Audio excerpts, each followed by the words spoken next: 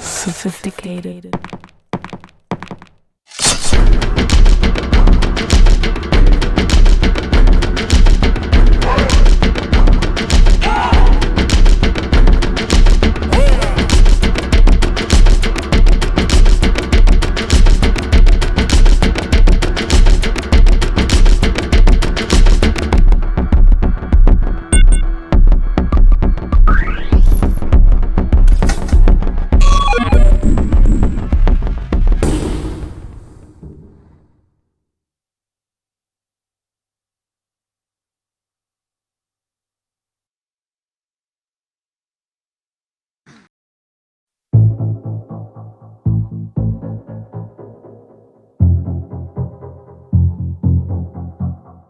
Nós acreditamos que, efetivamente, é de facto importante nós estarmos nos mercados, dar-nos a conhecer aos players internacionais, aos compradores, mas também é importante que esses compradores vejam em loco aquilo que nós lhes vamos dizer que somos, a nossa capacidade, a nossa fiabilidade e dar esta confiança daquilo que nós somos capazes em Portugal, contribuir assim para aquilo que seja o setor da economia da Europa na microeletrónica e no semicondutor.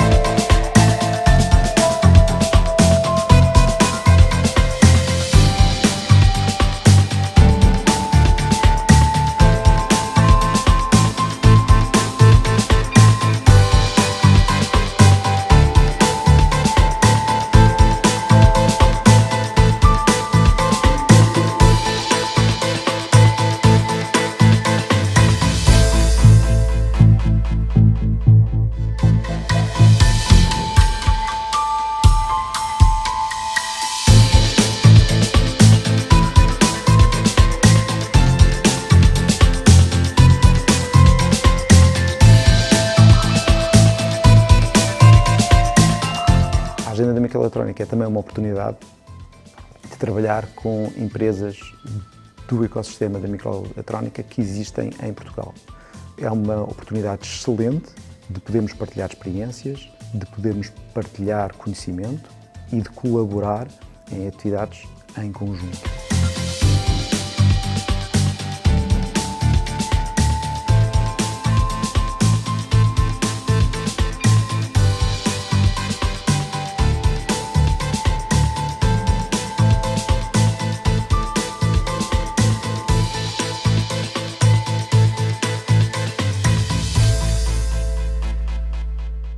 Senhoras e meus senhores, sejam bem-vindos ao segundo congresso da Agenda da Microeletrónica Construindo o Futuro, integrado na quinta edição da Aveiro Tech Week.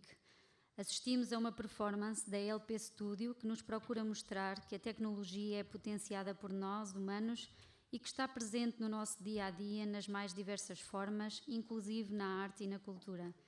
Assistimos ainda a um vídeo que nos apresenta a Agenda da Microeletrónica, que conta com um conjunto de 17 parceiros que contribuem diariamente para a consolidação desta indústria em Portugal. Neste que é o segundo congresso da Agenda da Microeletrónica, um dos principais eventos em Portugal dedicado à microeletrónica e semicondutores, convidamos-vos a ouvir um importante conjunto de oradores para fomentar a partilha de conhecimento, networking, debate estratégico, tendências e novas colaborações estratégicas para o setor em Portugal. Iniciamos a sessão de abertura deste evento com a intervenção do Sr. Presidente da Câmara Municipal de Aveiro, José Ribao Esteves.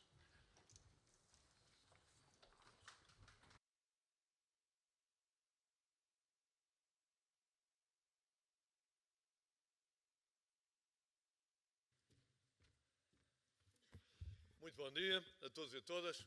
Permitam-me, na pessoa do Rui Lopes, nosso reitor, dar um abraço de boas-vindas a Aveiro, ao Aveiro Tech Week, neste segundo dia da sua vida, que nos leva até ao próximo domingo. E pedir desde já desculpa que não vou poder partilhar o dia convosco amanhã, que tinha reservada, porque hoje é dia também do Conselho Diretivo da Associação Nacional de Municípios Portugueses, uma reunião muito importante, e surgiu um impedimento absoluto da nossa Presidente estar presente, e sou eu que a substituo, e portanto é para onde tenho que ir, para Coimbra. Obviamente o vereador João Machado ficará aqui a acompanhar, porque além de tudo mais o resto, queremos agradecer à equipa da microeletrónica que gera esta agenda importantíssima. Queremos agradecer muito especialmente à Inovaria, nosso parceiro principal de organização desse evento, que temos uma honra muito especial de o ter integrado no programa da Aveiro Tech Week, e fundamentalmente porque esta é uma temática central daquilo que é a competitividade do país, a competitividade da Europa e a importância crescente que queremos ter num mundo onde os outros players têm, obviamente, uma capacidade muito grande, estão atentos ao desenvolvimento como todos nós e, eventualmente, em alguns domínios, eventualmente não, seguramente, têm mais capacidade do que nós, nomeadamente no continente norte-americano e, enfim, no monstro asiático que é a China. E há duas áreas que é muito importante cuidarmos delas nesta ambiência da agenda da microeletrónica, além de todas as matérias que os especialistas cuidam, obviamente naquilo que tem uma ambiência de tecnicidade mais forte, mais marcante, mas eu gosto sempre de chamar a atenção nestas matérias para a componente dos recursos humanos. Hoje os recursos humanos, o recrutamento, a atratividade, a retenção de recursos humanos, eu não gosto de chamar talento, porque nós precisamos de talento em todas as áreas da atividade do ser humano, e não se é mais talentoso porque se está a trabalhar na microeletrónica e menos talentoso porque se está num lar de idosos a cuidar de idosos. Nós precisamos de recursos humanos que tenham talento para exponenciar as suas competências naquilo que são as suas opções de profissão e de realização, de utilização da realização profissional para cumprirem índices elevados de felicidade.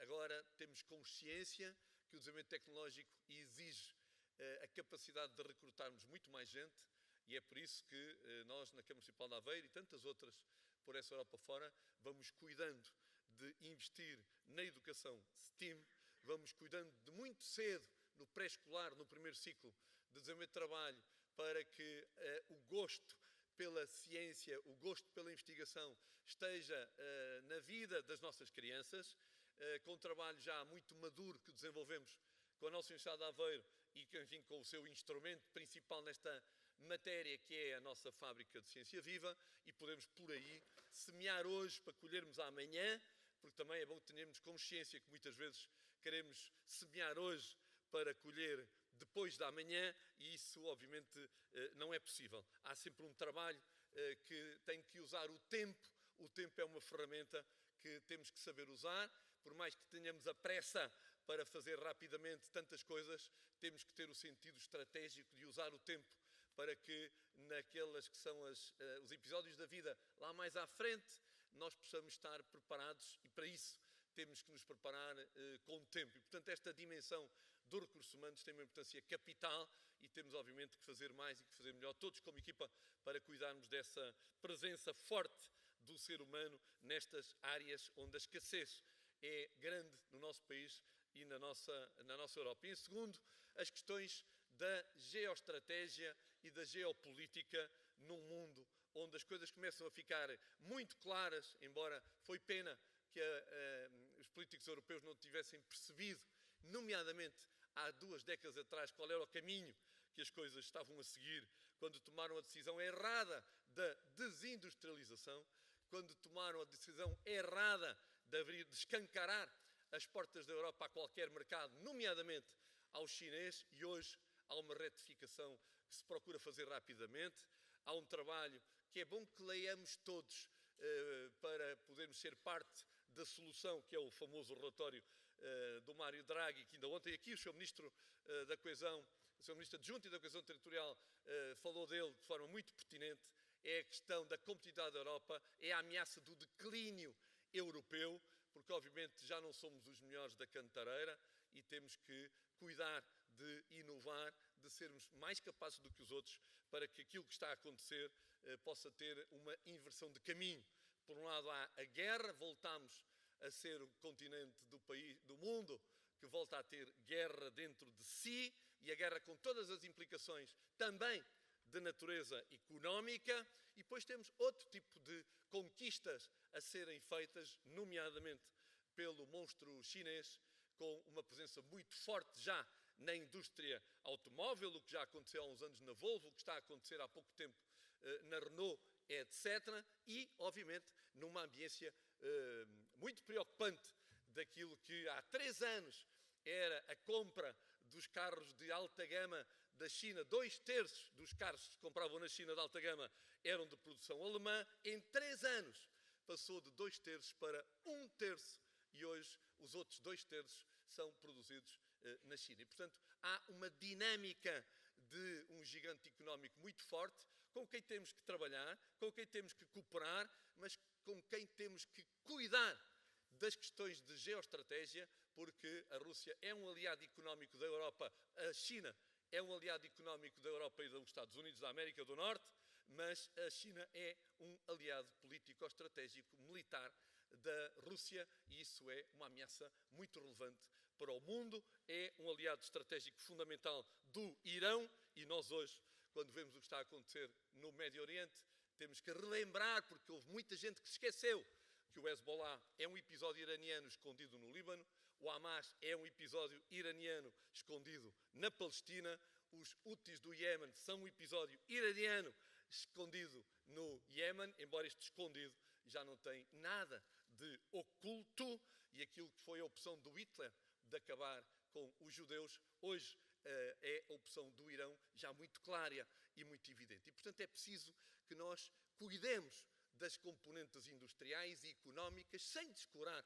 destas questões de geoestratégia tão importante que estão a acontecer num mundo que é aquela coisa que nós construímos da tal aldeia global, e se isso é verdade em termos militares, isso é óbvio para toda a gente em termos económicos. E, portanto, que esta nossa agenda nos torne mais capazes na competência da investigação e na competência industrial, e nos torne também cidadãos mais atentos e ativos no recrutamento de gente para estar a ser parte desta agenda da microeletrónica e desta agenda do crescimento do desenvolvimento económico europeu assente na inovação, mas que ao mesmo tempo sejamos cidadãos atentos àquilo que é a defesa das democracias ocidentais, aquilo que é o cuidarmos da existência das próximas gerações em exercícios de liberdade nos valores que a Europa cultivou e que o nosso país, Portugal, também procura cuidar.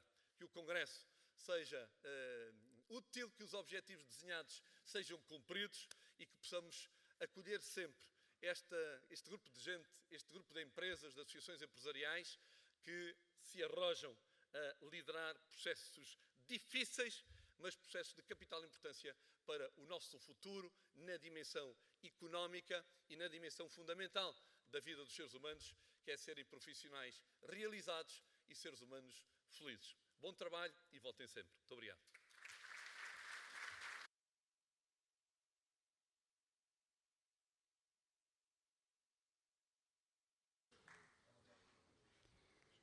Damos por encerrada a sessão de abertura e prosseguimos os trabalhos, chamando ao palco Afonso Duarte, delegado e ponto de contacto nacional para o Horizonte Europa, Cluster do Digital, Indústria e Espaço, na Agência Nacional de Inovação, António Barney, Senior Manager of R&D da Amcor Portugal, e Rui Lopes, Presidente da Inova RIA.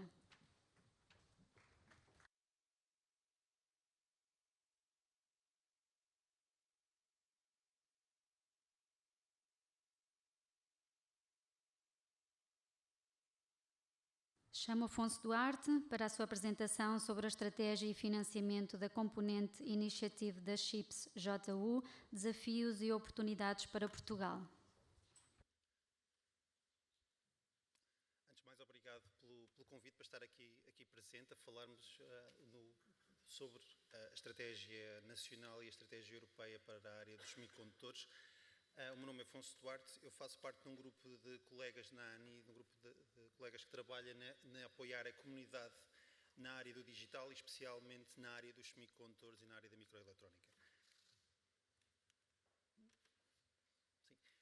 Hoje, quando nós pensamos na área da estratégia, aqui já foi referido a área do investimento europeu para os semicondutores e por toda a componente geopolítica que está por trás desta nova revolução que está a acontecer a nível europeu na área dos semicondutores, nós aproximadamente um ano atrás tivemos a assinatura e o lançamento do chamado EU Chips Act, o acto legislativo para governar a estratégia europeia para o desenvolvimento de semicondutores na área europeia e, curiosamente, ao passado um ano, tivemos o relatório Draghi, aqui do lado direito, que reforça esta importância de olhar para os semicondutores e para a estratégia dos semicondutores a longo prazo. Curiosamente, o relatório Draghi, que nós estamos a pensar que poderá ser colocado em prática em 2030, aproximadamente, 2027, 2030, é um relatório que indica já que, se calhar, o CHIPS Act terá que ser reformulado, terá que ser monitorizado e terá que ser reformulado. E isto é muito interessante porque nós, quando olhamos para as estratégias europeias, muitas vezes vemos que elas são colocadas na prática e depois não vão mudando muito ao longo do tempo.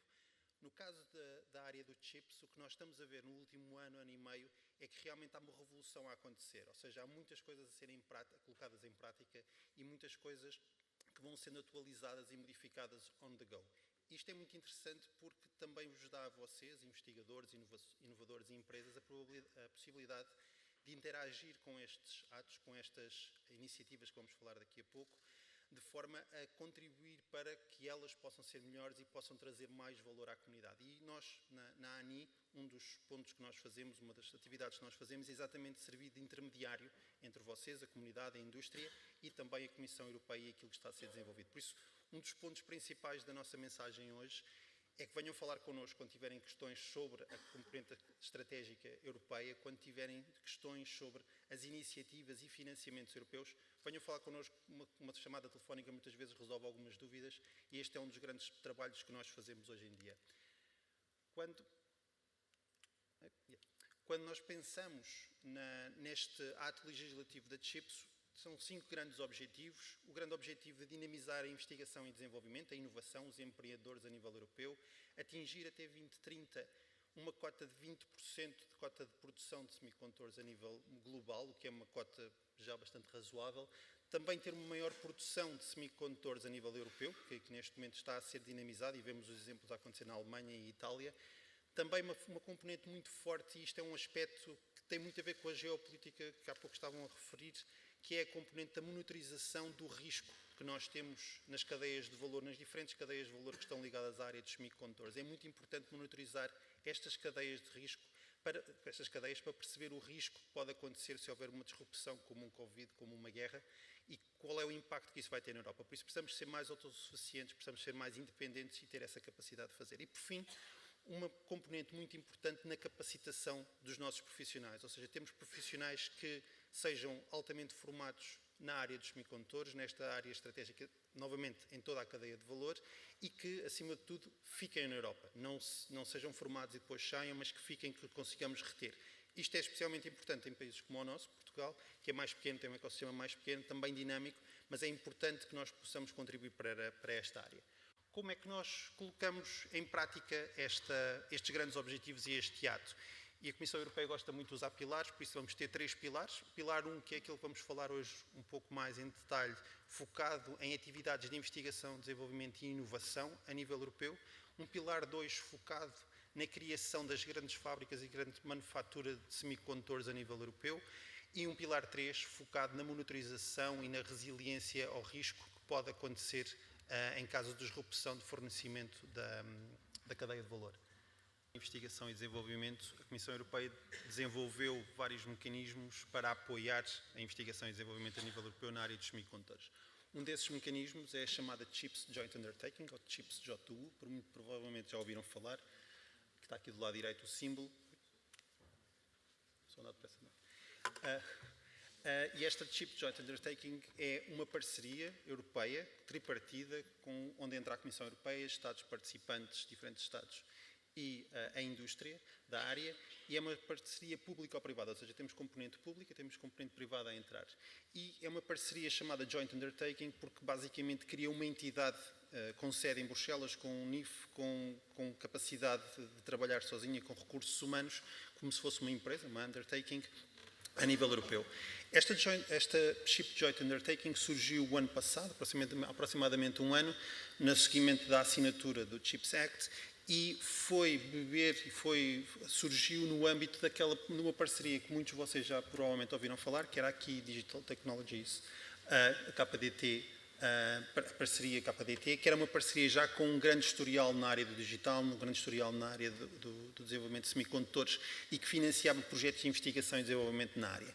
O que aconteceu foi que pegaram na KDT, reforçaram a nível financeiro e a nível estratégico a KDT para a utilização de linhas piloto, design platform, centros de competência e a capacidade de fazer o Lab to Fab que o CHIPS Act pretende fazer. E aí surge a CHIPS JU. A CHIPS JU é uma parceria tripartida, como eu estava a referir, ou seja, vamos ter a participação da Comissão Europeia como parte da representante da União Europeia, vamos ter a representação dos Estados participantes, e nós aqui chamamos de Estados participantes, só aqui um pouco para o bruxelês, chamamos de Estados participantes porque estes incluem não só os Estados-membros, como por exemplo Portugal, Espanha, França, mas também os países associados e os países da EEA. Ou seja, temos aqui uma Europa alargada, digamos assim, que pode beneficiar estrategicamente desta parceria. Depois, por fim, temos os parceiros privados, ou seja, temos as 3 grandes associações industriais da área dos semicondutores presentes. E é neste âmbito, neste ecossistema de Comissão Europeia, Estados participantes e indústria, que se forma a estratégia para apoiar a investigação nesta área. A nível de financiamento, nós temos um financiamento, umas parcerias com o maior financiamento de todo o programa Quadro Horizonte Europa para financiar a investigação. Temos cerca de 11 mil milhões de euros para 7 anos. Este financiamento vem distribuído dos 3 tipologias de parceiro, ou seja, 4.2 da Comissão Europeia, 4.2 mil milhões dos Estados participantes, ou seja, cada Estado vai contribuir para diferentes ações, Portugal também contribui, e do setor privado cerca de 2.5 mil milhões de euros de financiamento. Que nós estamos, a nível da Agência Nacional de Inovação, estamos a dar apoio ao desenvolvimento das chamadas linhas piloto europeias para a construção de chips, de semicondutores a nível europeu. Estas linhas piloto estão a ser desenvolvidas neste momento, estão a ser implementadas, os projetos estão a ser implementados durante este ano. Houve já 5 concursos para grandes projetos financiados para o desenvolvimento das linhas piloto em diferentes áreas, e a grande ideia aqui das linhas piloto, elas não vão, quando vocês olham para os concursos, vão pensar, ok, não consegui ir neste concurso, no entanto, vão existir mais oportunidades. Estas linhas piloto, a ideia é construir mega linhas piloto a nível europeu, com nodos nacionais, com nodos distribuídos pela Europa. Portugal vai ter alguns destes nodos em algumas linhas piloto, e que depois podem ser utilizadas pelos empreendedores, pelos investigadores, pelos inovadores que estão a desenvolver a sua tecnologia. Ou seja, estas linhas piloto depois podem ser utilizadas por vocês que estão interessados em desenvolver, em colocar numa linha piloto a vossa tecnologia para que ela seja desenvolvida. A par destas linhas piloto está a ser desenvolvida, que são 5 neste momento, a par desta linha piloto está a ser também desenvolvida aquilo que é chamada a Design Platform. A Design Platform vai ser um projeto, que o deadline é agora no próximo dia 20 de outubro, um projeto só que vai construir uma design platform na área dos semicondutores, mas que é de acesso distribuído para todos. Ou seja, a ideia é, primeiro vamos financiar, e aí está no terreno, vamos financiar um coordenador que vai fazer, sem cofinanciamento nacional, tudo pago pela Comissão Europeia, que vai fazer uma compra pública de uma ferramenta de cloud, para que daqui a um ano e meio, os investigadores, quem está a trabalhar em design e quem quiser utilizar ferramentas de design e que não tenha acesso facilmente por questões financeiras ou por questões práticas de acesso, pode candidatar-se e ter acesso rapidamente a ferramentas de design para poder utilizar. Este cofinanciamento vai ser feito tanto pela Comissão Europeia, este financiamento das organizações, tanto pela Comissão Europeia como pelos Estados-membros. Por isso, Portugal também vai ter aí um papel. Isto vai acontecer dentro de um ano e meio, aproximadamente, quando estes serviços já estiverem a ser implementados. Estas duas grandes infraestruturas, digamos-lhe assim, de linha piloto e design vão trabalhar em conjunto, a ideia é que trabalhem em conjunto para que os utilizadores, os end users, cheguem e pensem, ok, eu preciso de fazer um design, que ferramentas é que eu posso usar, vão ter acesso a estas ferramentas a custos mais acessíveis através da Design Platform. Depois, ok, agora vamos colocar numa linha piloto para testar, para desenvolver protótipos. Então aí passam para a linha piloto que acham que é mais conveniente, como se fosse literalmente um acelerador. Vocês podem ser acelerados neste processo de criação. E a ideia é que trabalhem de uma forma sinérgica entre os dois. Estes serviços vão ser serviços a nível europeu, vai haver cofinanciamento europeu e cofinanciamento nacional, e vai haver um instrumento,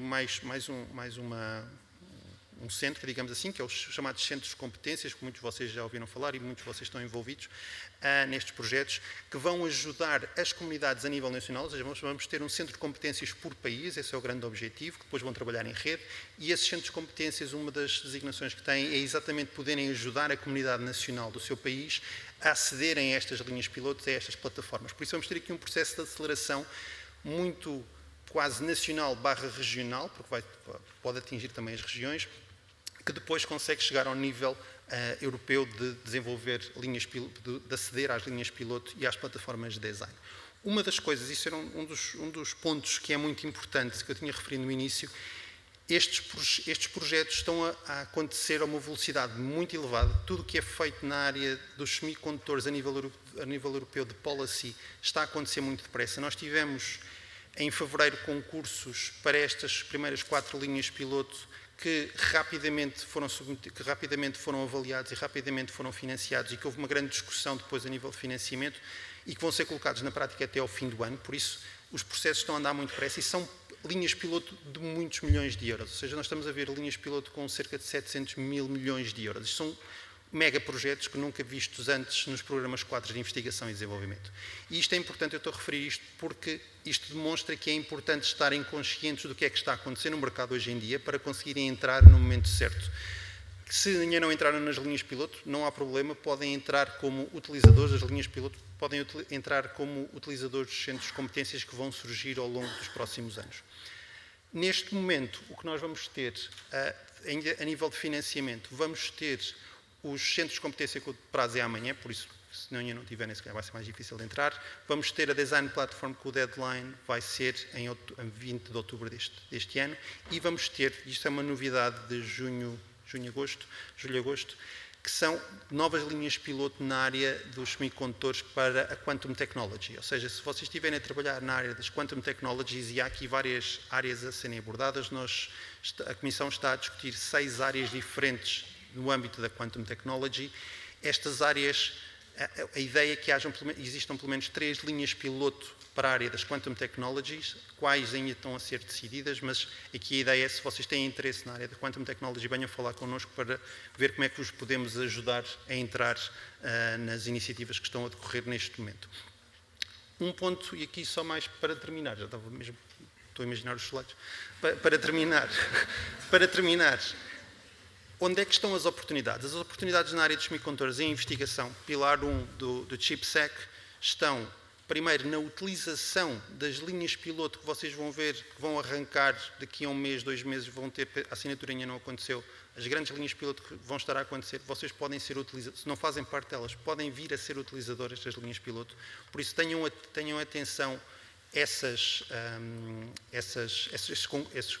oportunidades que devem começar a surgir em meados do próximo ano, mas mantenham-se atenção, porque nós na ANI também vamos divulgar quando elas saírem, porque é parte do nosso trabalho, e também nos projetos de investigação e desenvolvimento que, na área da CHIPS, JU, que vão ser lançados no início do próximo ano, janeiro, fevereiro, devem começar a sair os primeiros. Nós neste momento estamos a discuti-los, por isso os concursos, por isso em meados no início do próximo ano devem começar a sair. Por isso são estas 2 grandes oportunidades, projetos, digamos, mais pequenos, entre aspas, de investigação e desenvolvimento, e depois os projetos maiores, onde podem tirar partido destas novas tecnologias das linhas piloto e design platform.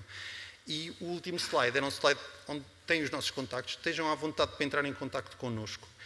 Nós temos algumas newsletters onde enviamos informação dedicada para a parte digital, onde também está uma componente muito forte de semicondutores, por isso estejam, se quiserem assinar, assinem, se ainda não assinaram. Temos também um portal que é o Grupo Nacional de Apoio ao Programa Quadro, onde vocês conseguem ter acesso a alguma da informação que nós estamos neste momento a discutir com a Comissão Europeia. Por isso é importante para vocês verem o que é que está a ser discutido e podem discutir connosco e dar-nos o vosso feedback para áreas estratégicas para o futuro. Isto é muito valioso para nós, porque nos ajuda a fazer o nosso trabalho também, e nós normalmente fazemos muitos pedidos à comunidade, e se vocês não têm estado a receber esses pedidos, então venham falar connosco para nos incluirmos na base de dados e nestes pedidos.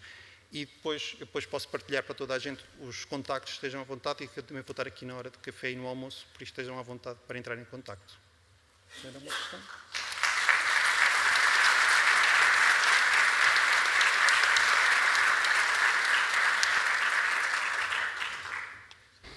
Damos agora início à apresentação dos resultados da Agenda da Microeletrónica, chamando António Barni para a sua apresentação.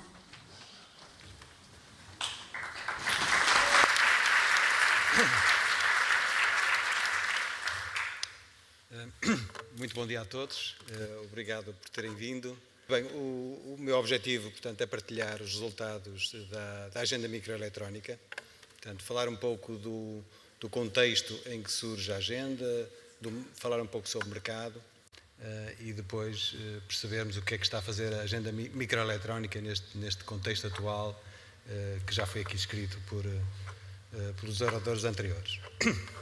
Portanto, na década de 90, quando a Europa e os Estados Unidos ainda eram potências no setor dos semicondutores, toda a produção mundial estava basicamente localizada na Europa e nos Estados Unidos. Mais de 80% da produção mundial era nestas duas geografias. Acontece que a Europa, na altura, tinha 44% do share da manufatura mundial, quase 50%, portanto é significativo. Nas 3 décadas que, entretanto, decorreram, e até 2010, houve um declínio contínuo da capacidade de manufatura em semicondutores, quer nos Estados Unidos, quer na Europa, e muito em particular na Europa, e hoje chegamos aos dias de hoje e a Europa tem cerca de 9% da capacidade mundial instalada de manufatura. Portanto, isto é dramático para a Europa, é dramático para os Estados Unidos, porque todos sabemos que os semicondutores estão na base de todas as indústrias que têm componentes eletrónicos e, portanto, a situação já é conhecida no meio, já é conhecida também pelos políticos, mas houve uma grande resistência a mudar, digamos, o panorama mundial em termos de produção de semicondutores. Até que aconteceu a crise pandémica, como sabem, as fábricas pararam na Europa, sobretudo as fábricas de automóveis, e, portanto, vivemos momentos complicados na altura, com falta de cadeias de valor nos semicondutores completamente, corrompidas, e, portanto, soaram as campainhas na Europa e nos Estados Unidos e houve uma decisão de criar quer o CHIPS Act nos Estados Unidos e, posteriormente, a Europa, nestes cenários, vai sempre a reboque dos Estados Unidos, criou o CHIPS Act na Europa. Portanto, os programas estão aí.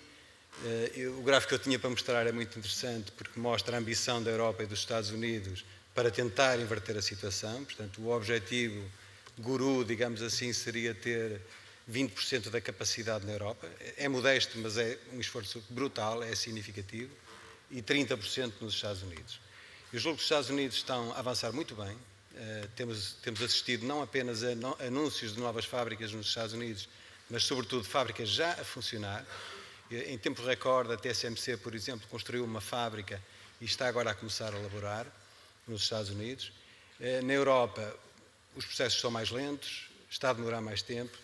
Sim, tem havido anúncios, alguns voltaram para trás, outros estão em concretização. Eu acho que se chegarmos a meio caminho já será um achievement.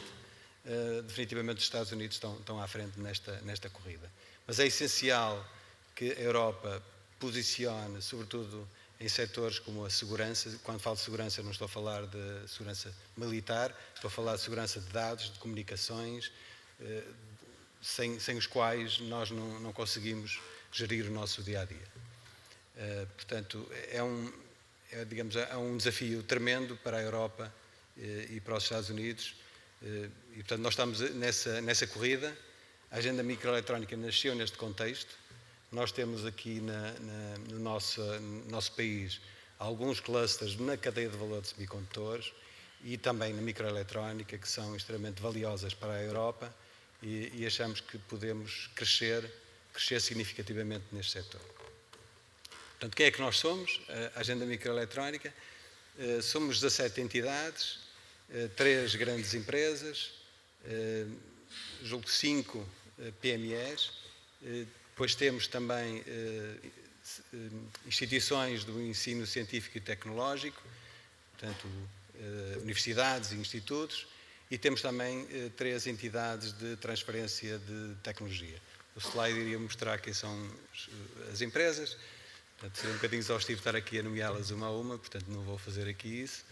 Em todo caso, a agenda microeletrónica iniciou o seu trabalho já em 2022 e vamos concluir em 2025. Portanto, o investimento total é de 68 milhões de euros e a agenda microeletrónica comprometeu-se com 25 novos processos, produtos ou serviços e, portanto, estamos em boa posição para os alcançar. Já agora temos os slides. Muito rapidamente, podemos avançar. Este era o gráfico que eu estava a referir e como podem ver aqui, peço desculpa, e como podem ver, a Europa tinha 44% da capacidade de manufatura a nível mundial, que é realmente significativo. Hoje tem 9% e o objetivo guru para a Europa seria duplicar essa capacidade. Já os Estados Unidos teve um declínio também significativo para 12% da capacidade mundial, mas tem um objetivo mais ambicioso que a da Europa, de atingir 30%. Isto seria, no mundo ideal, a distribuição da capacidade que faz sentido para equilibrar, digamos, o jogo de forças nos semicondutores e, no fundo, de toda a indústria que depende dos semicondutores. E não é apenas o automóvel, não é apenas a indústria em geral, estamos a falar da energia, por exemplo, que é muito importante. Eu vou avançar. Já falámos sobre isto, do contexto em que nasce a agenda microeletrónica. Eu vou avançar. Aqui estão ilustradas as entidades que mencionei há pouco.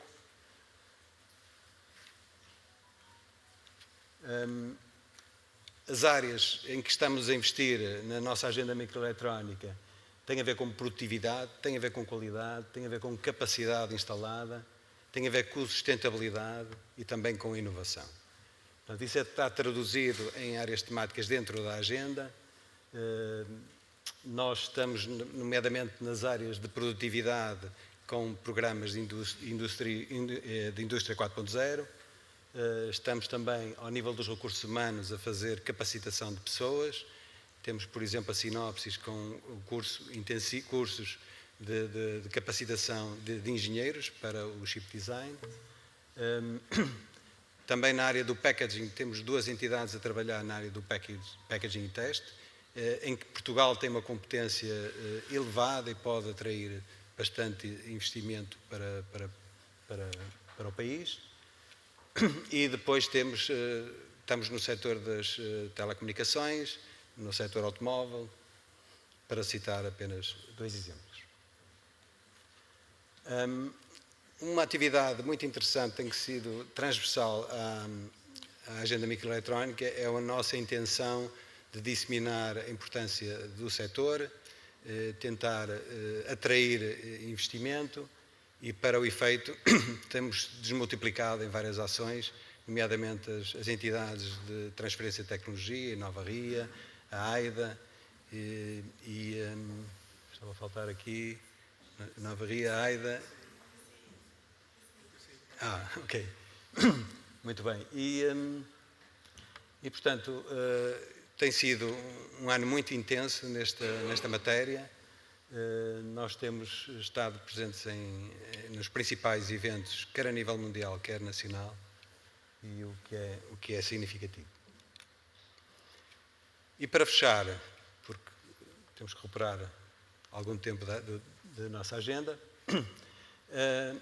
Neste momento, em termos dos PPS, nós concluímos 5 PPS em 25, sendo que na globalidade temos uma taxa de execução cerca de 75%. Portanto, os PPS, muitos deles vão acontecer mais para o final do processo de execução da agenda. Em termos de investimento, a Comissão Nacional de Acompanhamento do PRR divulgou os resultados no último relatório e nós somos a entidade com melhor percentagem na parte de investimento. Portanto, de todas as agendas mobilizadoras no PRR, a microeletrónica está definitivamente à frente. Neste momento estamos com 63% e esperamos chegar ao fim com os PPS entregues, portanto, colocação de produtos, processos e serviços a que nos comprometemos no mercado e também atingir os objetivos de investimento e outros objetivos com que nos comprometemos. E em resumo a isto, se tiverem alguma questão a colocar, estejam à vontade. Vamos ter também, agora o Rui Lopes, que vai falar da agenda do Observatório da Microeletrónica, e depois vamos ter, na segunda parte desta sessão, apresentações técnicas, que foi um ponto que na última sessão do ano passado foi solicitado pela audiência. Gostariam de ver mais apresentações técnicas. É isso que vamos fazer e vamos trazer aqui essas apresentações. Qualquer questão, podemos falar depois. Não? Tudo bem? Obrigado.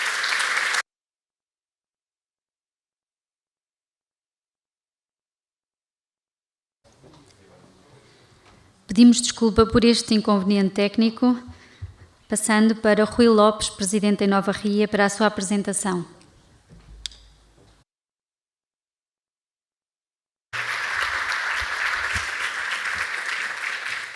Então, muito bom dia a todos. Muito obrigado pela vossa presença e também eu peço, em nome da organização, em nome da Nova Ria, em nome da agenda, as desculpas por estes contratempos que tivemos. Vocês foram fantásticos na forma que conseguiram comunicar aquilo que tínhamos que comunicar sem o suporte, portanto só denota o conhecimento que têm profundo destes assuntos. Eu não conseguiria fazer uma demonstração, de uma apresentação daquilo que vos quero apresentar sem um suporte visual, portanto espero que não falhe. Se falhar tenho aqui uma cópia de segurança, mas não vai ser a mesma coisa, a minha capacidade demonstrativa sem o suporte é bastante difícil. Portanto, eu quero agradecer a presença, é um prazer estar aqui e ver um auditório e ver esta casa cheia como ela está. Quero fazer um agradecimento muito especial ao município de Aveiro por nos acolher mais uma vez o Congresso, por ter sido até agora de forma constante um município receptivo a estas questões das tecnologias, nomeadamente a STICE, e por ter reforçado e continuar a reforçar esta aposta, nomeadamente centralizando nesta semana na Tech Week estas iniciativas da área tecnológica. Eu vou ver se consigo então...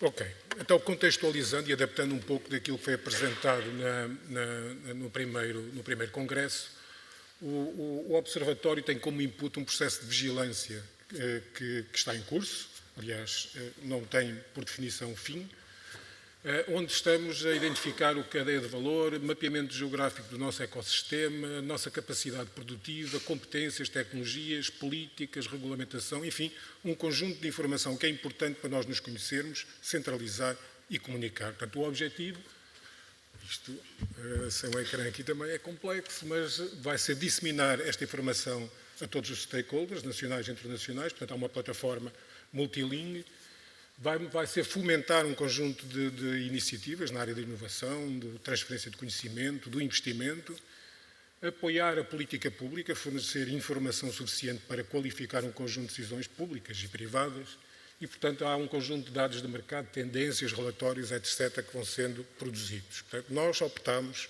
por, com a informação que tínhamos e com a estabilidade que tínhamos, quer da plataforma, quer do processo, colocar online esta plataforma, mas, como sabem, é um processo contínuo. Nós começámos com o nosso parceiro PCI num processo de ideação, portanto, já em outubro do ano passado, identificámos aquilo que é o que é que poderia ser, naquele momento já houve algumas alterações do conteúdo do observatório e a partir daí separámos isto em duas linhas. Uma tecnológica, desenvolvimento de uma plataforma, e uma de processos. Como é que nós nos vamos organizar para ter informação fiável e continuamente fiável e que sirva os propósitos para que o observatório nasceu. Portanto, em termos de plataforma, nós temos dividido em 3 áreas neste momento, aquilo que são as entidades, o ecossistema, empresas, associações e entidades do sistema de investigação e inovação. Tivemos focados nas empresas e nas associações, muito mais nas empresas, com parcerias com associações, foi o nosso foco, aliás, porque os relatórios que temos são todos eles focados naquilo que são as empresas, na sua distribuição geográfica, na sua distribuição na cadeia de valor e na sua distribuição por cais de atividade. E temos já algumas oportunidades, dentro das oportunidades, aquilo que são as estratégias nacionais, europeias, incentivos, uma base de dados de emprego já e ainda para trabalhar muito naquilo que é ensino e formação. Alguns processos estão manuais, através desse processo, outros já estão automatizados com fontes, mas preferimos sempre fazer a ligação a essas fontes, naturalmente, para não estar a replicar informação. Portanto, o processo de vigilância iniciou-se com estas 3 fontes principais: documentos públicos, aquilo que é a nossa estratégia nacional dos semicondutores, apresentações que foram feitas neste âmbito e, portanto, todos esses documentos tinham informações que eram relevantes para nós incorporarmos, sobretudo com o trabalho de proximidade que fizemos, portanto, trabalhando com as associações empresariais, com as entidades do sistema científico, os investigadores que já estavam a trabalhar com empresas nesta área deram-nos esses contributos, com as incubadoras, no caso da região centro, com uma iniciativa piloto que é o CR9, e, portanto, também trabalhámos com estes 8 pivôs que estão no terreno, e depois conseguimos uma amostra inicial de empresas, cerca de 150 empresas, e caracterizámos estas empresas em termos de código de atividade. E, portanto, para estender, além da proximidade, nós fomos identificar estas empresas que estão na área de semicondutores e microeletrónica, quais são os seus códigos de atividade. Ora bem, não sei se é surpresa, há muitas áreas que acontece, estão completamente desfasados daquilo que é a realidade. Ou seja, a pesquisa por cais não conseguia trazer as empresas que nós pretendíamos, então selecionámos alguns cais diretamente associados à atividade e fomos fazer essas pesquisas às bases de dados, de outras não. Por exemplo, o segundo CAI mais utilizado é Engenharia, Técnicas e Afins, das empresas desta amostra de 150. Ora, se eu fosse fazer uma pesquisa, temos 13.000 empresas em Portugal nesta área e, portanto, não é viável estar a fazer este acompanhamento. O quarto CAI era atividades de programação informática, 12.000 empresas. E, portanto, a abordagem foi ir buscar aqueles CAIs que são específicos para a nossa atividade e ligar isto com uma proximidade, com capilaridade suficiente ao terreno para começar a cruzar. E então, cruzando esta informação... Desculpa, isto tem que andar para trás agora. Temos 497 empresas no radar, eram mais do que 1.000. No radar quer dizer que nestas pesquisas, nestas fontes nós identificamos e para cada uma é feita uma classificação, uma avaliação, a ver se de facto está dentro daquilo que nós pretendemos e enquadramos-las na cadeia de valor. E, portanto, enquadramos 254 destas empresas na cadeia de valor e, portanto, neste momento é a base de dados que está online, tem estes números. E o enquadrar na cadeia de valor, esta é uma discussão que não para. Como é que nós classificamos dentro da cadeia de valor? Para já, porque tem que ser fazível, não é? Portanto, nós temos que conseguir fazer isto, não podemos complicar demais a cadeia de valor. E tem que ser útil também. Portanto, se eu quiser fazer uma análise, só produção de semicondutores, produção de microeletrónica, produtos e reparação não é suficiente para a análise que queremos fazer e, portanto, dividimos a produção de semicondutores pelo desenho, fabricação, encapsulamento, assemblagem e testes. Esta é a nomenclatura que está na Estratégia Nacional e foi esta que colocámos aqui, vamos facilitar. No lado dos... não colocámos aqui a distribuição, portanto, os chips chegam, é feito desenho de sistemas, assemblagem e testes, e temos os produtos finais que vão para o utilizador, e depois entramos num processo de reparação, recondicionamento e reciclagem. Esta foi a separação que fizemos, e é aqui que estão enquadradas as tais 260, se não me engano, empresas, é nesta cadeia de valor. Entretanto, vamos identificando fornecedores e vamos registando esses fornecedores. Muitos deles estão já no radar, não estão classificados ainda na cadeia de valor, porque materiais e equipamento... A cabelagem já está, apareceram várias empresas nesta área da cabelagem, mas não são essas depois que são o foco. Seja como for, o radar o que está a buscar são este tipo de empresas. Destas 254, peço desculpa, então, as iniciais dos semicondutores estão em linha, praticamente, do que já tinha sido identificado na Estratégia Nacional, com outras empresas adicionais na área do desenho. Depois desdobramos estas da área de produção de microeletrónica, e então encontramos 297 na área de desenho, 122 na assemblagem, com vários níveis de assemblagem, com várias capacidade produtiva e várias tipologias, e 40 na área dos testes, e depois, não vale a pena somar isto, portanto há empresas que estão em ambas as áreas, e mesmo dentro da reparação, há empresas que fazem testes e reparação e, portanto, acabam por estar classificadas num lado e no outro. Mas o que era interessante saber é quantas empresas e quais é que fazem testes. E, portanto, isso já está na plataforma. Em termos de distribuição geográfica de todas as que apanhamos no radar, portanto, não está aqui uma separação por cadeia de valor, mas isto está online, portanto, este mapa é tirado da plataforma. Eu tirei ontem para estar com os dados mais atualizados, mas é esta a realidade que temos. Se separarmos por NUT 2, temos esta distribuição, portanto, o Norte, o Centro, o Grande Lisboa.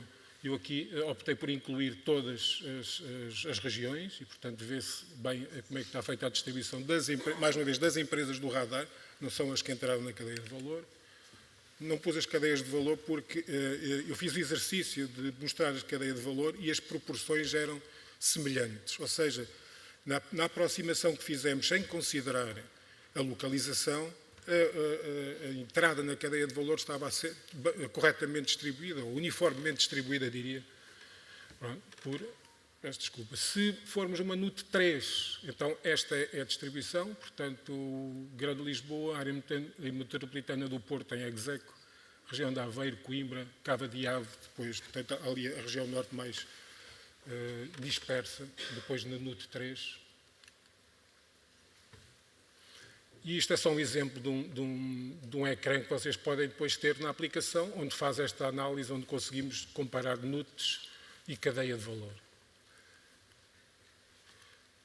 Para concluir, deixámos aqui 4 notas que são aprendizagens que tivemos também neste processo. O primeiro é que, de facto, é essencial. Aliás, este primeiro ponto é tirado da apresentação que o Pedro Almeida fez há um ano atrás e reforçou isto, e isto, de facto, é importante. Portanto, não é possível termos estes dados da forma que queremos, com a utilidade que queremos, se não existir uma grande cooperação entre entidades públicas e privadas, quer sejam setoriais, quer sejam nacionais ou regionais. Portanto, a questão aqui é mesmo trabalhar capilaridade e conseguir cruzar informação e ter informação fidedigna. Isto é fundamental. A segunda é que aquilo que aprendemos, e parabéns à equipa que teve neste processo, quer a componente técnica, quer na componente de processo, é que é exigente. E tecnicamente não é só exigente conhecer a nossa área, é tecnicamente exigente conhecer processos e, portanto, ter metodologias que depois também sejam fiáveis. E é muito exigente em termos relacionais, porque nós temos que lidar com um conjunto de entidades completamente diferentes que não sabem da área da microeletrónica. Portanto, isto é um processo que iniciou, é um processo contínuo, é um processo que queremos e temos todos a responsabilidade de continuar e continuar por muitos anos, enquanto ele for considerado uma ferramenta útil para todos nós. O Advisory Board está em funcionamento. O engenheiro Alcino Lavrador está a gerir este processo e nós, em breve, também os contributos destas entidades estarão no Observatório. E, por fim, algo que nós temos batalhado muito, que é a linguagem que utilizamos. Nós aqui, eu não sou da área da microeletrónica, venho da área do software e, mesmo assim, com esse conhecimento para entrar, isto não é pera doce. E, portanto, fala-se muitas siglas. Temos estado em processos participativos e colaborativos com várias entidades, onde percebemos claramente da dificuldade de linguagem. E se nós queremos atrair pessoas para aqui, e se queremos criar valor com todas, e precisamos de todos, e precisamos de mais pessoas, como já hoje foi falado, então também temos que fazer um esforço, penso eu, de simplificar a linguagem e de comunicá-la de uma forma mais... Eu não diria simplificar no sentido, optei por pôr mais acessível, às vezes não é simplificar. E o Observatório também vai tentar que essa linguagem também seja o mais acessível para todos e não ser uma ferramenta só para nós. E era isto que eu tinha a dizer. Muito obrigado.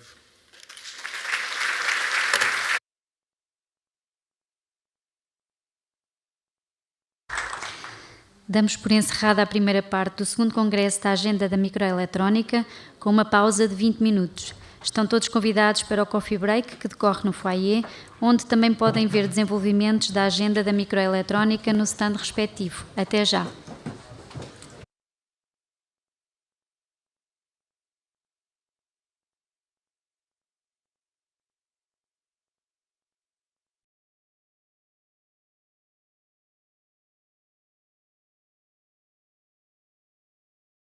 Francisco Rodrigues, CEO da PIC Advanced, Célio Albuquerque, Vice President of Engineering da Synopsys e Paulo Freitas, diretor do INESC MN.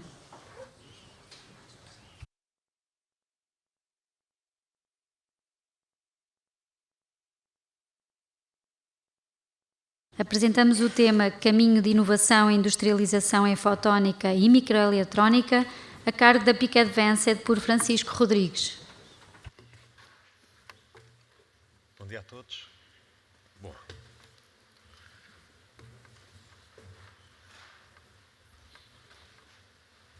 O meu nome é Francisco Rodrigues, eu faço parte da PIC Advanced, que é um dos membros da Agenda da Microeletrónica. Como o António disse, havia um interesse de fazer uma apresentação também um pouco mais técnica e nós somos uma empresa que faz um bocadinho diferente do que está na microeletrónica, porque nós também fazemos fotónica. E é esse o nosso core em termos de Research and Development. E é importante também sensibilizar esta área e também a população em geral o que é fotónica e o que é que ela se diferencia da microeletrónica e, acima de tudo, como é que elas têm que viver juntas. Começando por falar para a frente.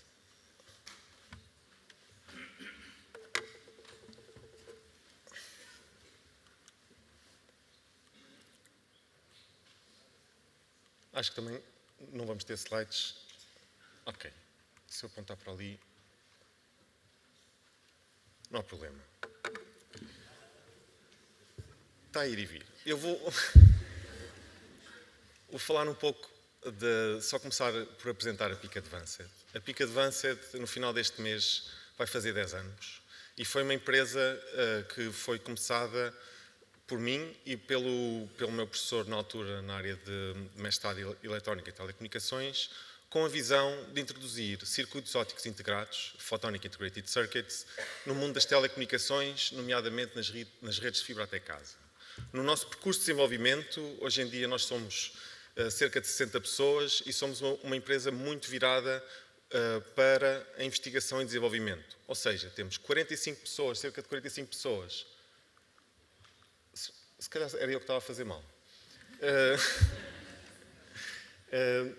Temos cerca de 45 pessoas a fazer investigação e desenvolvimento, 6 delas têm o doutoramento e estamos localizados no Creative Science Park, em Ilhavo, e tiramos partido das condições que temos à nossa volta. E Aveiro, hoje aqui recebe este evento da microeletrónica, eu considero também o berço das telecomunicações em Portugal. Nós temos a Universidade de Aveiro, que tem o curso de Eletrónica e Telecomunicações, um dos mais antigos do país. Temos a sede nacional do Instituto de Telecomunicações e também uma empresa que faz muito desenvolvimento na área da eletrónica, na área das telecomunicações, que hoje em dia é a Altice Labs. Na nossa história de crescimento, como eu já disse, temos vindo a evoluir na parte das redes de fibra até casa, e é importante explicar o que é que são estas redes de fibra até casa, que todos, ou quase todos, temos, graças a um grande projeto que houve há cerca de 10, 15 anos atrás, de trazer uma grande penetração de fibra nas nossas redes.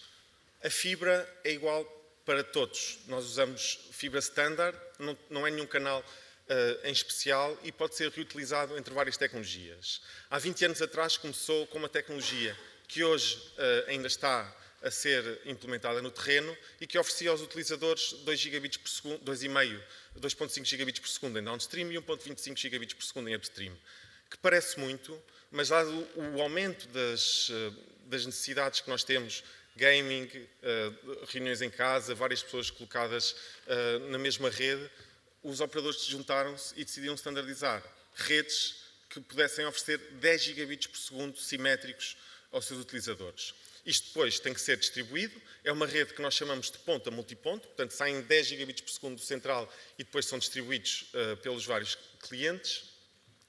E chegámos ao ponto de nós conseguirmos também ter esses 10 gigabits por segundo em vários comprimentos de onda. Portanto, passámos daquilo que era uma fibra a preto e branco para termos uma televisão a cores, que é este NG-PON2. E foi nesse tipo de tecnologia que a Peak Advanced começou a diferenciar. Nós conseguimos ser os primeiros a desenvolver produtos que conseguissem sintonizar entre esses diferentes comprimentos de onda e transmitir e receber dados exatamente como o protocolo exigia a 10 gigabits por segundo. Com isso, com a inovação feita aqui em Aveiro, conseguimos criar este produto único, que é produzido também em Portugal, no nosso parceiro HFA, que é um tradutor do sinal óptico que vem da fibra, que viaja em forma de fotões, e depois os equipamentos que nós temos em casa são eletrões. E é essa conversão óptico-elétrico, elétrico-óptico, basicamente, nós fazemos dentro do nosso produto. Não é assim tão fácil, nós conseguimos diferenciar-nos também pela propriedade industrial que conseguimos colocar dentro, e hoje em dia este produto tem uma patente na parte de transmissão, outra patente na parte da recepção e também alguns segredos que nós decidimos também não patentear, que tornam o nosso produto único e apelativo. E temos clientes, em particular nos Estados Unidos, que já estão a implementar os nossos produtos nas redes deles. E que temos muito orgulho em poder dizer e poder escrever nas etiquetas Made in Portugal. Aqui na agenda da microeletrónica, nós queremos evoluir e dar já os próximos passos para as redes que vêm a seguir a estes 10 gigabits por segundo, que já estão definidas. Elas vão oferecer 25 e 50 gigabits por segundo. E para isso nós precisamos de integração, através de circuitos ópticos integrados, que eu vou explicar de seguida.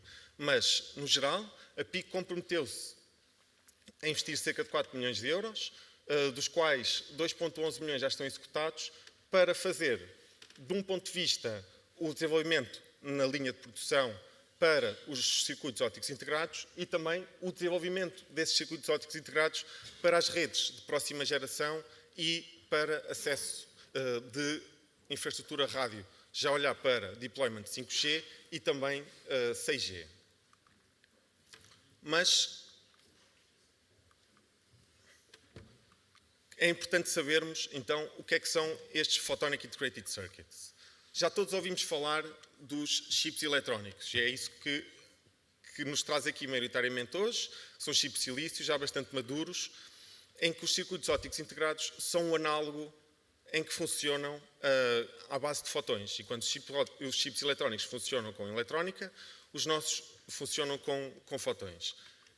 Ok, obrigado. É importante vermos as imagens porque é mais fácil termos uma visão daquilo que nós estamos a desenvolver e o que é que são estes chips. Eu tenho ali um print screen de um paper que saiu em 1969 e foi mais ou menos ao mesmo tempo que o homem conseguiu chegar à Lua que um senhor chamado Miller inventou os primeiros circuitos ópticos integrados.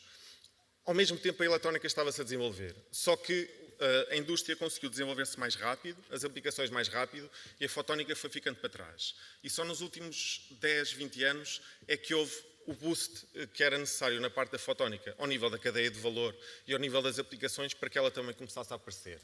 Em termos de comparação, como eu já tinha dito, os PICs trabalham à base de fotões, os circuitos integrados eletrónicos trabalham à base de eletrões, têm aplicações diferentes, têm funcionalidades diferentes, mas nós podemos ver a maturidade que eles têm ser bastante diferente, porque enquanto que nos PICs nós temos cerca de 5.000 componentes por milímetro quadrado, nós, nos circuitos integrados eletrónicos, já atingimos os 300 milhões de componentes por milímetro quadrado. E é a área que se paga, é a área nas wafers que se paga, e é por causa disso que é importante conseguirmos compactar cada vez mais e evoluir estas plataformas.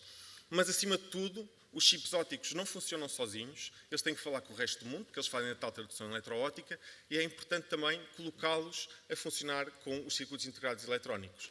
E são esses envolvimentos de encapsulamento que são necessários e que nós também vemos como uma visão muito importante nos desenvolvimentos que nós fazemos. Portanto, aquilo que nós queremos, em particular para o nosso produto, é passar para aquele componente que está do lado esquerdo, que hoje em dia é assim que o componente óptico está, tem assemblado micrometricamente no espaço cerca de 30 ou 40 componentes e ocupa 30 a 40% do volume e da área do nosso produto, e passar para um circuito planar, um assembly planar, baseado num processador óptico, o circuito óptico integrado, que vai substituir todas aquelas funções, e ao invés de termos 30 ou 40 componentes que depois são assemblados em 40 ou 50 passos de assemblagem, vamos ter um chip, ou 2 ou 3, poderão ser mais do que um, obviamente, mas reduzimos o número de assemblagens que são necessárias, conseguimos condensar a sua funcionalidade. Isto vai permitir que seja mass production enabled, porque só vamos ter 1 ou 2 fornecedores, tem uma vantagem de custo, porque estamos a conseguir compactar e, em escala, os semicondutores são muito mais baratos de fabricar do que se forem peças em separado, e vai-nos permitir uma transição muito suave para aquilo que vai ser a rede de 25 e de 50 gigabits por segundo, em particular nas redes de fibra até casa.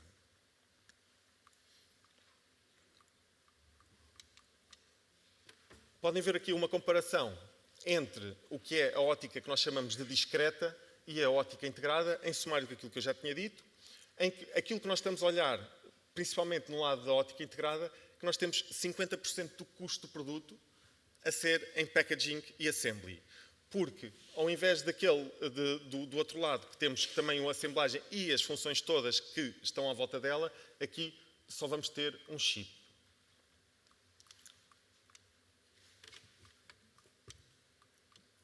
Eu posso continuar, era muito mais giro se tivéssemos imagens.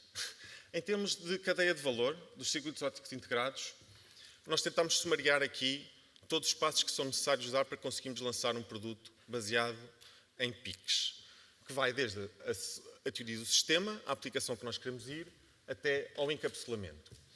E a única coisa que nós não fazemos na PIC Advanced é a produção dos circuitos ópticos integrados. Por isso, a nossa equipa de PICs já está capacitada de partir do problema, a especificação do problema, desenhar a arquitetura de building blocks dentro do chip que é necessária, implementá-lo, desenhar a máscara, enviar a máscara para produção, recebê-la e depois vamos encapsular, vamos testar e colocar em produto. Dentro das nossas capacidades de desenho, nós temos acesso a diferentes plataformas e materiais. Estes materiais, nos semicondutores normais dos circuitos ópticos integrados, trabalha-se com silício.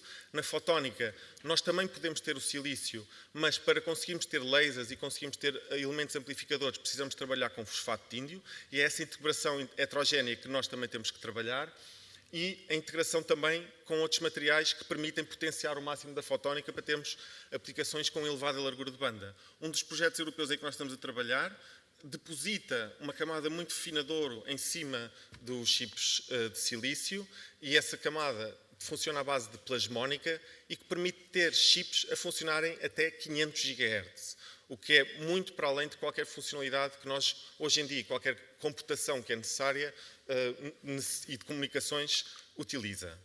Da parte da cadeia de valores do desenvolvimento, nós temos possibilidades de desenhar, simular os tais componentes ópticos que depois vamos integrar nos nossos chips. Depois, nós passamos o desenho desses building blocks e interconectamos todos e desenhamos várias arquiteturas e PICs diferentes e colocamos numa máscara. Existem vários softwares que são utilizados e várias técnicas que são utilizadas. Mandamos produzir e temos que esperar uma média de 5 a 6 meses. Portanto, aqui os circuitos de fabricação são também bastante elevados, enquanto no lado da eletrónica existem já FPGAs que permitem testar em tempo real a síntese do hardware que nós temos. Na área da fotónica isso ainda não existe, o que leva a que haja ciclos de desenvolvimento bastante elevados. E depois entramos no domínio do encapsulamento, que é uma das apostas que nós estamos a fazer na agenda da microeletrónica.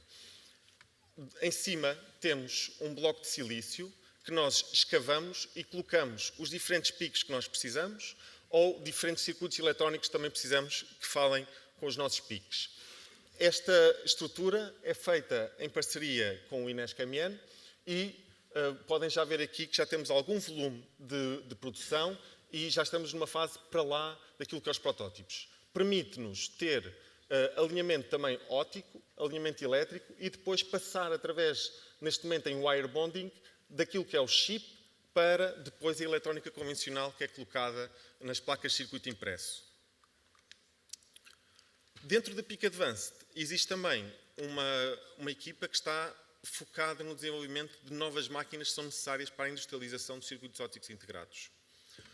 Existem algumas máquinas que há venda no mercado, mas que são ou demasiado complexas ou não servem todas as funcionalidades que nós precisamos. E nós decidimos apostar também aqui porque havia uma necessidade de introdução específica na cadeia de valores. Para isso, nós começámos por desenvolver uma máquina completamente customizada por nós, que permite fazer, em primeiro lugar, a profilometria dos chips. Portanto, nós recebemos os chips, sabemos exatamente como é que eles estão fabricados, quais é que são as dimensões deles, e isto é feito com um sensor que nos permite uma escala de uma resolução de 1 nanómetro.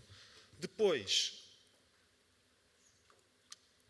essa mesma máquina vai permitir fazer pick and place, ou seja, nós pegamos naquele pedaço de silício que foi escavado, pegamos os diferentes chips e vamos colocá-los exatamente no sítio em que nós queremos. É o chamado pick and placing, que é feito também com motores e que vão ver, com câmaras que nós integramos, que vão ver onde estão os chips e os colocam exatamente na cavidade em que nós queremos. Neste momento nós estamos a trabalhar aqui com resoluções de 250 nanómetros.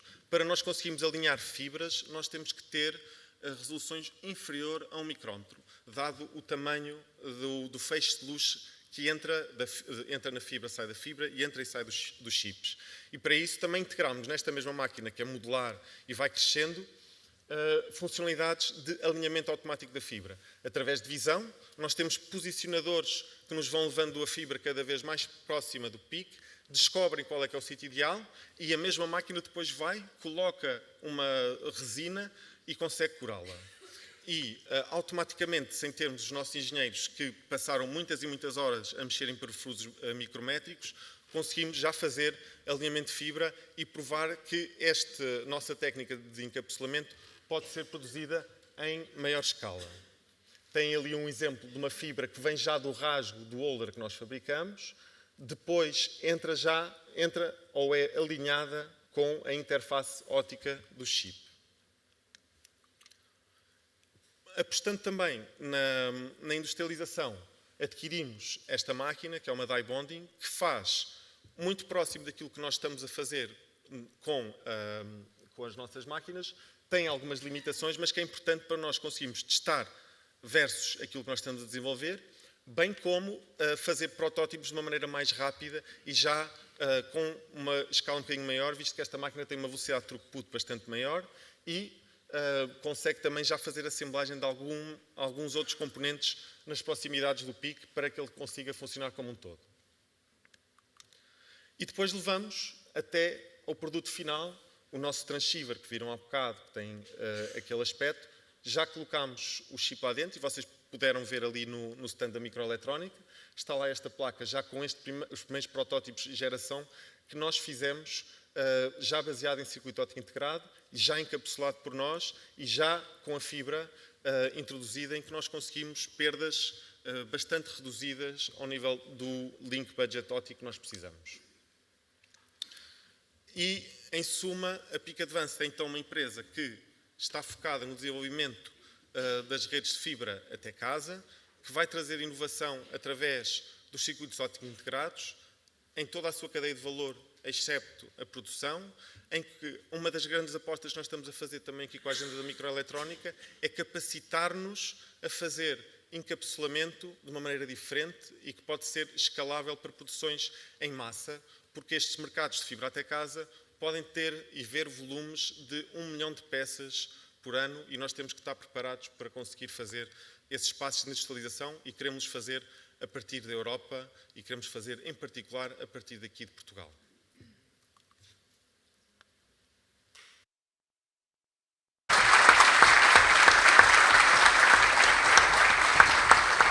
Apresentamos o tema Talent Creation in Semiconductors, Current and New Challenges, a cargo da Synopsys, por Célio Albuquerque. Ora, bom dia a todos. A Synopsys tem um papel na área da formação de talento e de capacitação de recursos humanos, no nome da agenda, e é nesse papel que estou cá hoje para falar um bocado sobre isso. Planeio falar um pouco sobre o mercado, como o António já referiu na ação anterior, qual é a problemática do talento e qual é o papel da Synopsys em tentar ajudar a endereçar essa problemática. E depois, naturalmente, ir sobre os resultados da agenda em si.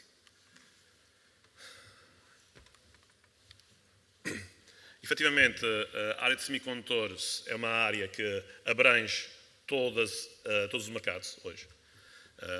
Mais ou menos, mas o cérebro de tudo aquilo que nós hoje em dia compramos acaba por ter um pequeno circuito integrado que pode ser mais ou menos complexo, pode ter mais ou menos inteligência, mas que acaba por controlar e ajudar-nos a usar os equipamentos que usamos, seja na área médica, seja na área industrial, seja na área de consumo normal. Tudo tem hoje em dia eletrónica. Efetivamente, se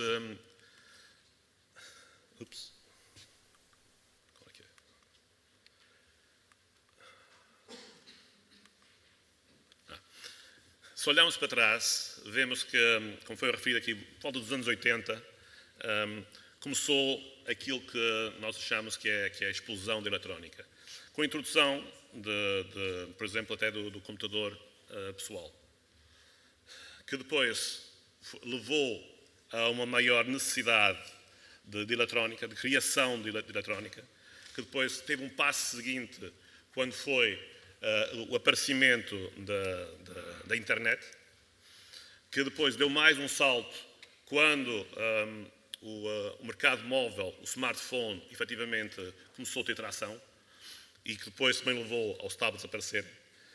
Que mais recentemente teve um outro evento, que foi o aparecimento do IoT e da cloud, que voltou a criar necessidade de mais eletrónica, de eletrónica mais complexa para poder fazer, para permitir criação de tecnologia para esses mercados. E agora, muito recentemente, naturalmente, a inteligência artificial, que é claramente o novo motor de desenvolvimento da tecnologia. O que é que isto leva, efetivamente? Leva a que, desde os anos 80 para agora, que a complexidade da eletrónica necessária para poder controlar e puxar pelo controle e pelas velocidades necessárias tenha explodido em mais de 1 milhão de vezes a sua complexidade. Vemos que os primeiros circuitos integrados que controlavam os computadores tinham cerca de 200 mil portas lógicas, transistores, que é a base da eletrónica, e hoje em dia estamos a falar de 1 milhão de vezes mais, estamos a falar de 200 mil milhões de transistores que têm que estar dentro de um circuito integrado para poder fazer tudo aquilo que a inteligência artificial precisa de hoje. Amanhã vai ser muito mais ainda. Portanto, tudo isso mostra realmente que a indústria de semicondutores é uma indústria que tem vindo a explodir e que vai continuar a explodir ao longo dos próximos anos. Isto leva naturalmente a que haja uma necessidade da indústria se continuar a desenvolver, porque toda esta explosão acaba por ter impacto em todo o ecossistema associado a isso, toda a cadeia de valor dos semicondutores, desde a parte da criação da ideia, do desenvolvimento do sistema, para a parte do desenho do circuito, para a parte de produção e tudo isto tem uma coisa em comum, que é qual? É claramente a necessidade de criar talento para todas essas etapas. Não só para a modulação de sistemas, não só para a área de design, mas para todo o ecossistema de semicondutores, temos que criar talento, temos que criar recursos humanos que possam permitir o desenvolvimento dessas tecnologias. Isso é um problema que não é naturalmente localizado em um país em particular. É um problema efetivamente global. Vou tentar aqui. Um salto a mais. Tentar mudar aqui. Em termos europeus, efetivamente, há estudos que mostram que até o ano 2030 vão ser necessários cerca de 600 mil novos engenheiros nessa cadeia de valor, dos quais, seguindo os meios normais de formação, só cerca de 250 mil que irão ser formados. Portanto, há neste momento uma identificação de uma falta de recursos em 2030 de cerca de 350 mil pessoas. É um número bastante grande que temos que realmente todos ser capazes de tentar endereçar, de forma a permitirmos que a Europa continue a acompanhar o desenvolvimento dessa tecnologia e do mercado que está a evoluir. Efetivamente, se pensarmos de uma forma global, em termos mundiais, esse problema acaba por ser ainda muito maior. Estamos a estimar que, em termos mundiais, haja necessidade de formação de volta de 13 milhões de engenheiros até 2030 e, naturalmente, que, como a Europa, também as outras geografias estão a trabalhar em arranjar formas de criar talento suficiente para endereçar isso. Portanto, temos de estar todos atentos, tanto mais que há várias áreas de disrupção desta área e, claramente, a falta de talento é uma dessas áreas que nós temos que ter cuidado de acompanhar. Isto, naturalmente, não vem só de nós, da Synopsys. Há várias empresas que lançam estudos de mercado e lançam avisos de que há falta de talento e que as empresas têm que se preparar para isso e colaborar com a academia, assim como a academia tem que colaborar com as indústrias de forma a poderem endereçar juntos essa problemática. Naturalmente, a Synopsys aparece aí como um parceiro que nós temos para muitas empresas. Nós fornecemos soluções de hardware e software para a área de desenvolvimento de circuitos integrados. Em Portugal, especificamente, fazemos parte da unidade que desenvolve componentes reutilizáveis de apoio ao circuito, ao desenvolvimento de circuitos, aquilo que nós chamamos de IP. A empresa em si tem em Portugal cerca de 750 funcionários, na sua maioria engenheiros, mas o mais importante aqui, efetivamente, não é o que nós desenvolvemos como produto, mas sim o que nós apostamos como sendo necessário fazer. Porque nós achamos que, para além do nosso papel de fornecedor de soluções comerciais, achamos que é importante nós ajudarmos a investir na formação de recursos humanos para o amanhã. Nesse sentido, temos várias iniciativas que têm estado a decorrer em termos mundiais, nomeadamente o fornecimento de unidades de software para as universidades poderem usar ferramentas de última geração de apoio aos seus estudos.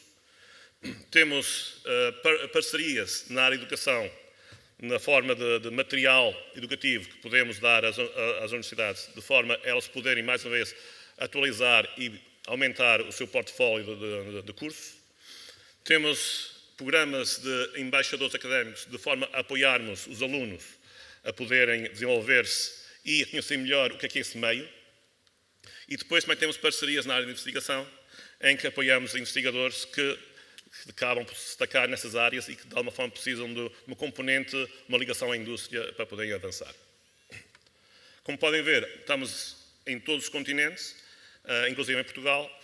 Em Portugal, acabamos por também envolver-nos na agenda com a criação de umas iniciativas específicas ao reskilling de profissionais e ao desenvolvimento de alunos existentes.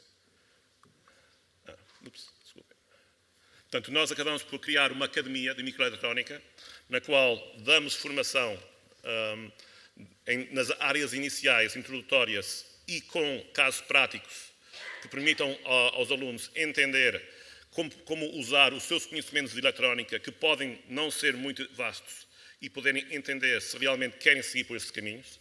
É uma formação bastante acelerada, são cerca de 13 meses de formação intensiva, e depois esses profissionais depois podem continuar a trabalhar nas nossas áreas ou então ir para outras empresas conforme acharem necessário. Fizemos 9 edições nesses 2 anos da agenda, 4 durante o verão, 4 durante os outonos e fizemos uma edição específica em conjunto com uma universidade. Também aproveitámos o verão para lançar bootcamps com alunos, em que criámos projetos específicos em que eles podiam experimentar e usar os seus conhecimentos para entenderem como eles podem ser aplicados na indústria. Também fizemos 2 edições durante esse tempo e, ao todo, formámos mais de 140 pessoas. Em termos do programa da agenda em si, completámos o programa. No entanto, internamente, iremos continuar com essas sessões, vamos continuar com a academia, vamos continuar também com os bootcamps, vamos continuar com outras atividades que estão a decorrer, com a intenção clara de ajudar a potenciar a formação de recursos em Portugal. E com isso, acho que... Obrigado a todos.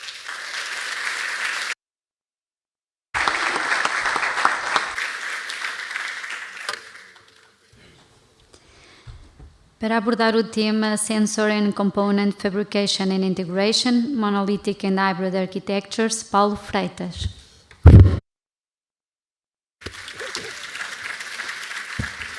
Olá. Vamos ver se eu me entendo aqui com o comando. Tem que ser para ali, para andar para a frente.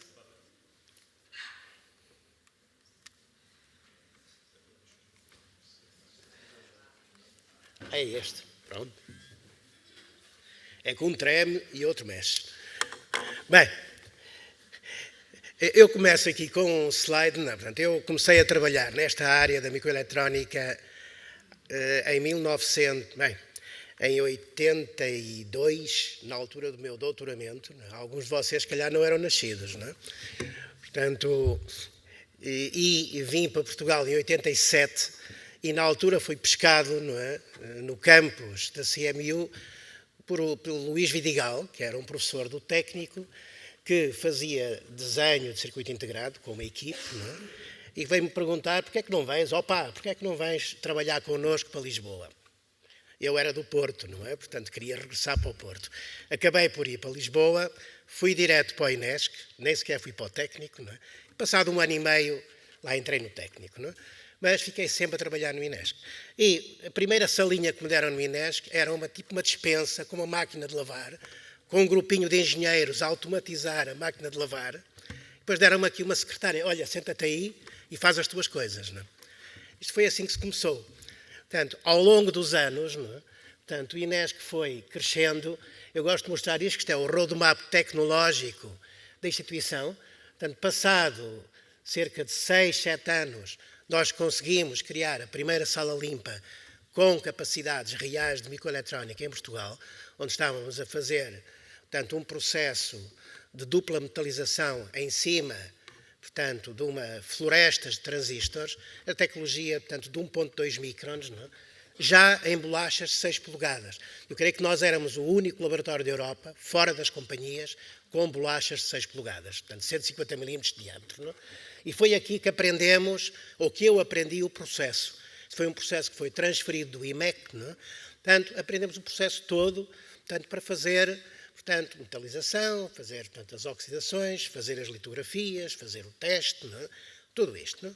Portanto, mas partíamos do front-end, que era um transistor já feito, não é? E, portanto, não sei se ainda se lembram, há pessoas, portanto, que nós fizemos o primeiro chip para o esquentador inteligente da Vulcano. Portanto, que era um esquentador, portanto, que não precisava ter uma lâmpada piloto. Ele, quando se abria a torneira, automaticamente, portanto, disparava, não é? Portanto, o esquentador em si. Bem, foram tempos interessantes, onde se aprendeu muito a nível de tecnologia de controle de processo. E, portanto, à volta de 95, fizemos então a primeira sala limpa com esse objetivo. Em 2000, estávamos a utilizar aquilo que nós sabíamos cientificamente, onde éramos bons, e eu tinha vindo da IBM na área de discos duros, não é? E de cabeças de discos duros, não é? E tínhamos um grupo que tinha vindo de Princeton a trabalhar em MEMS, não é? Portanto, MEMS de filme fino, portanto, e começámos a utilizar as tecnologias de processo de fabrico nas áreas onde realmente tínhamos um conhecimento muito bom. E foi muito frutuosa este tipo de combinação, porque tínhamos, por um lado, uma tecnologia que pouca gente tinha, não é? E, por outro lado, tínhamos know-how em poucas áreas, mas nessas áreas éramos bastante bons. E conseguimos, sempre com a ajuda de companhias, não é? Portanto, foi uma coisa boa, tínhamos sempre companhias a trabalhar connosco, ou companhias que sabiam bem mais do que nós, o caso da IBM, não é? Mas que nos usava em certas áreas específicas, não é? Ou companhias que sabiam menos, não é? E que nos usavam para andar para a frente. Não é? Continuamos hoje a fazer isso. Não é? Portanto, e fomos, ao longo do tempo, temos alturas onde tivemos doações de equipamentos vindos de grandes companhias. Não é? Portanto, depois tivemos uma altura, à volta de 2007, onde pela primeira vez passámos da litografia óptica à litografia por canhão de eletrões. Não é? Portanto, passámos dimensões do micron para dimensões para cerca de 100 nanómetros, 30, 40 nanómetros, já, portanto, em 2005, 2006. Não é? Depois fizemos uma primeira, em 2010, parte do meu corpo passou para Braga. Não é? Portanto, eu fui chamado para participar na formação do INL, portanto, andava partido, não é? Quer dizer, a alma estava em Lisboa, o coração estava em Braga. Portanto, eu tinha ali todas as semanas, de um lado para o outro, não é? Mas lá cresceram 2 laboratórios. Um continuou a crescer e o outro arrancou do zero. Portanto, vemos ali em 2013, 14, a primeira startup que foi formada para aplicar as tecnologias e os chips que nós fazíamos na área médica para chips de DNA. Depois tivemos também outra fase grande de investimento à volta de 2014-15, portanto, com a criação da rede de micro e nanofabricação em Portugal, que incluiu o INL, o INESC-MN e um centro de desenho de MEMS da Universidade do Minho, não é? E por aí fora, onde estamos hoje, eu finalmente juntei a alma ao coração. Estou de volta a Lisboa, não é? E estou a construir uma nova sala limpa, não é? Para expandir a nossa, portanto, atividade. Bem, portanto, eu aqui mostro, portanto, basicamente, onde é que nós temos centros de micronanofabricação, portanto, em Portugal. Os que pertenciam à rede, na altura, eram essencialmente os 3, com o polo de Lisboa e um polo em Braga. Depois eu marquei ali azul, portanto, os parceiros principais do lado da micronanofabricação, com a Amcor, na altura Nanium, antes disso outra coisa, não é? Portanto, em Vila do Conde, depois com a Sinopsis, portanto, no Porto, depois o polo que surgiu em Aveiro, onde temos aqui a PIC Advance, não é? E antes o pessoal que nós conhecíamos no IT, e depois em Lisboa, portanto, o polo do INESC, o polo, portanto, das pessoas, portanto, em eletrónica de filme fino na Nova, e um polo do Eiras, onde temos a Sinopse, e agora temos a nova instalação que estamos, portanto, a construir. Portanto, tipicamente, para nós sermos bem-sucedidos neste caminho, nós temos que controlar sempre 3 áreas. Temos que ser bons, se possível, nas 3. Mas, pelo menos, numa temos que ser muito bons. Ou seja, nós temos que ser bons em algum tipo de componente. Pode ser um transistor, pode ser um sensor magnético, pode ser um sensor de pressão, pode ser um componente óptico, mas temos que ser dos melhores do mundo numa das áreas. Não é? Depois, portanto, temos que saber construir. Não é só fazer o material, é construir o dispositivo. Portanto, o que vem aqui na parte do meio já é uma bolacha fabricada, portanto, que teve primeiro um desenho, teve um conceito, depois foi para a sala limpa, foi toda processada e depois foi testada. Depois disso, esta bolacha ou vai para algum lado, para uma companhia, ou é integrada num sistema. E nós já vimos hoje aqui que há bastantes companhias em Portugal que depois fazem assemblagem. Portanto, pegam nos componentes e montam sistemas. Não é? Portanto, e nós, dentro do INESC, e vamos ver depois, em alguns casos também dentro do INL, nós fazemos a linha completa. Ou seja, passamos, portanto, de um componente, de um material, para o fabrico, para o desenho, por vezes com o desenho do circuito integrado associado e depois a integração num sistema. Quando somos bem-sucedidos, o sistema vai para o mercado. Na maior parte dos casos, a última fase é feita com companhias, não é? Quer dizer, que vão pegar as nossas bolachas, não é? Ou nós transferimos o fabrico da bolacha para uma foundry, se eles quiserem fazer milhões, nós não conseguimos, não é? E então, ao passar para a foundry, o segundo passo já é feito fora. Mas fomos nós que fizemos, portanto, a primeira série, portanto, de produtos. Agora também tenho o problema. Já mudou. Portanto, isto é um exemplo, quer dizer, normalmente onde o coração está dentro da sala limpa a trabalhar com as máquinas. Não é? Isto é um exemplo de um sistema, portanto, de deposição, onde nós temos 2 câmaras, portanto, eu tenho 14 materiais disponíveis na tabela periódica.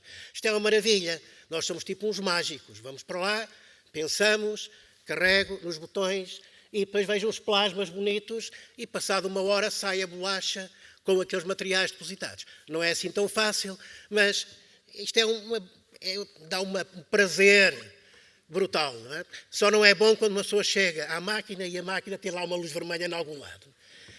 E melhor ainda, porque nós também participamos no fabrico das máquinas.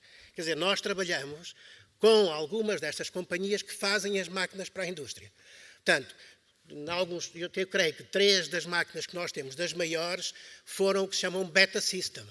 E um Beta System é um sistema experimental que é construído, portanto, pela fábrica, é colocado no INESC, ou no INL, ou onde for, e depois fica connosco, quando as coisas correm bem, quando corre mal, vai para a indústria. Não é?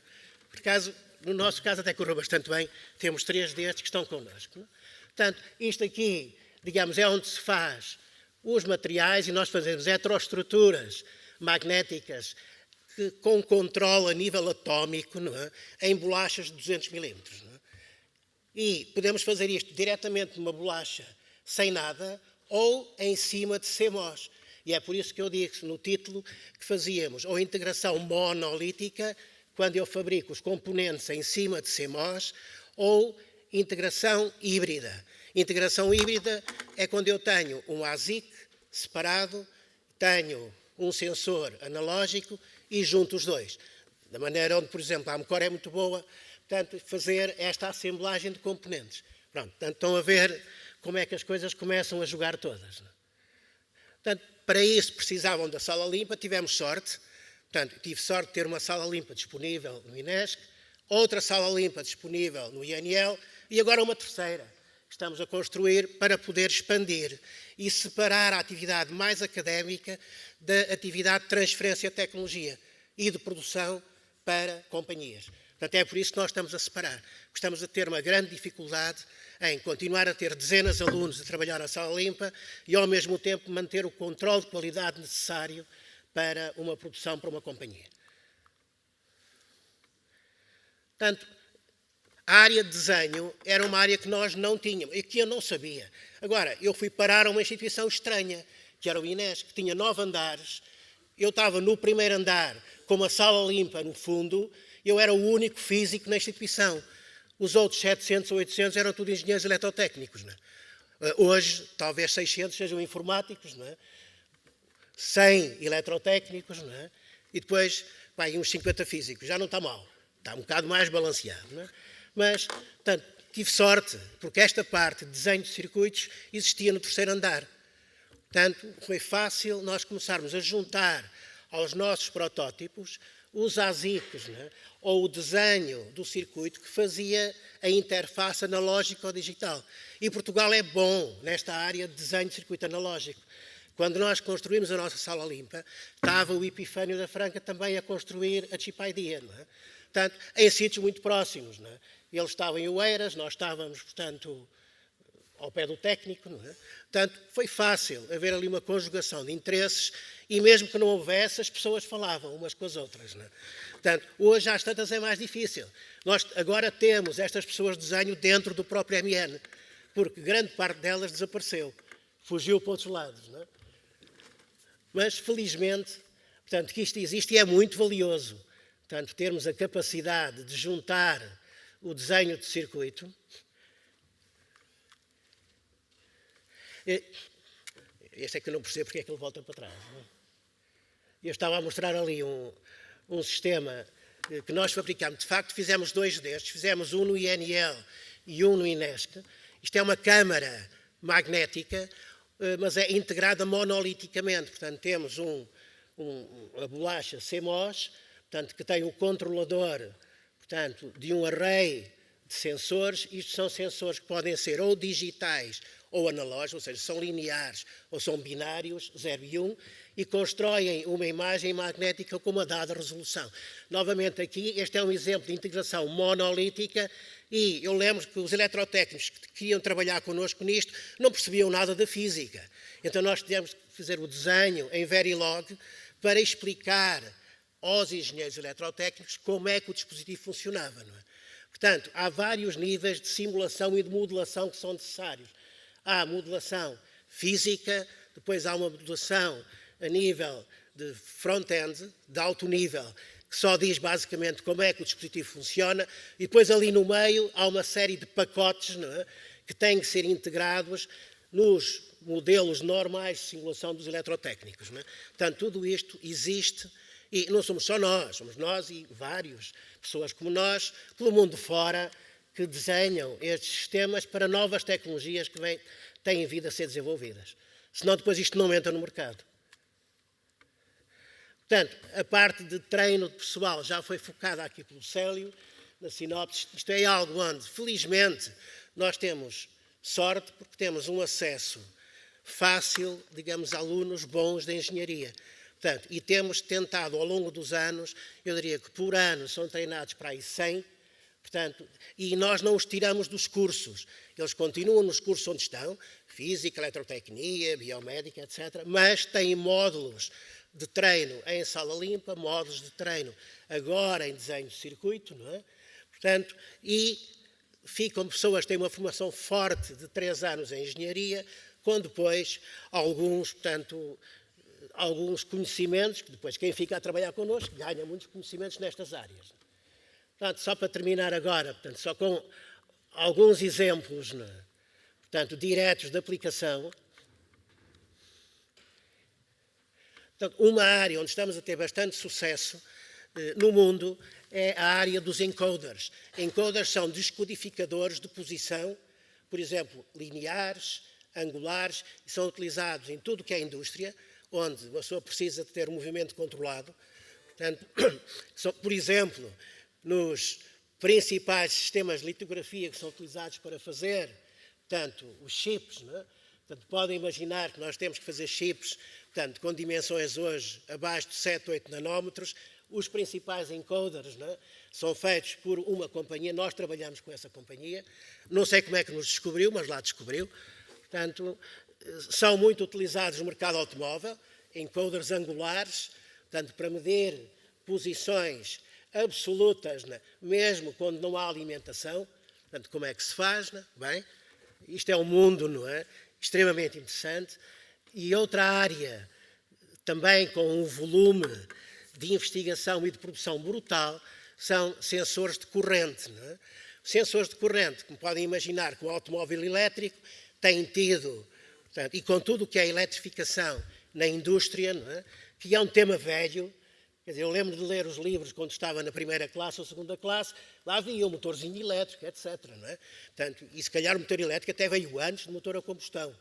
Eu tenho que lembrar lá, portanto, hoje tudo se glorifica o que é elétrico, para nós é muito bom, porque é um mercado enorme para a parte de sensores. Também aqui trabalhamos com vários tipos de companhias. Portanto, finalmente, uma terceira área, onde vamos agora numa segunda startup. A primeira começou em 14 e fechou em 19, portanto, o mercado que escolhemos foi errado, não é? E a segunda começou em 19 e metemos-lhe o nome também Machine Learning, Artificial Intelligence, está-se a aguentar. Vamos lá ver. É um bocadinho verdade, quer dizer, estamos a tratar melhor a apresentação do que fazemos, não é? Portanto, e parece que está a resultar. Finalmente, na agenda de microeletrónica, vimos agora aqui o Francisco, portanto, nós colaboramos com a PIC Advance, o INL colabora com a Amcor, portanto, e ambos, portanto, estamos a a ajudar estas companhias a desenvolver novos produtos, utilizando as capacidades de micro e nanofabricação que existem nas nossas salas limpas, onde nós somos muito bons em algumas áreas e estamos a experimentar coisas que pensámos nunca fazer, por exemplo, como a Peak Advance, mas que sabemos fazer bem. Mas temos que ser muito melhores. É aquilo que nós aprendemos com as companhias. Não é? Nós temos agora 2 alemães esta semana a trabalhar connosco no INESC. Eles não deixam passar uma vírgula. Não é? Estão sempre à cata de alguma coisa que esteja errado. E não é por maldade. É maneira de ser. São extremamente rigorosos. E nós estamos a aprender a ser muito rigorosos. Por exemplo, eles tinham pedido, eu quero um pilar de 8 micron. Portanto, e o pilar, quando se mediu, tinha 7.2 ou 7.3. E para quem fez, é 7.3. Eu digo, epá, 7.3, se calhar vais ter que fazer o pilar de novo, não é? Não se fez. Mas não podemos ter este tipo de erros. Não é? Se é 8, é 8 e temos que saber qual é o erro que vamos ter. Não é fazer 8 e sair 7.3. Não é? Portanto, são diferenças que é uma mentalidade que temos que ganhar e estamos a ganhar, felizmente. E é por isso que Portugal está a ficar melhor numa série de áreas. Finalmente, eu estava a dizer que os desafios continuam sempre e nós agora precisávamos expandir, precisávamos de um sítio novo, estava a ser difícil comprar um sítio novo, alugámos.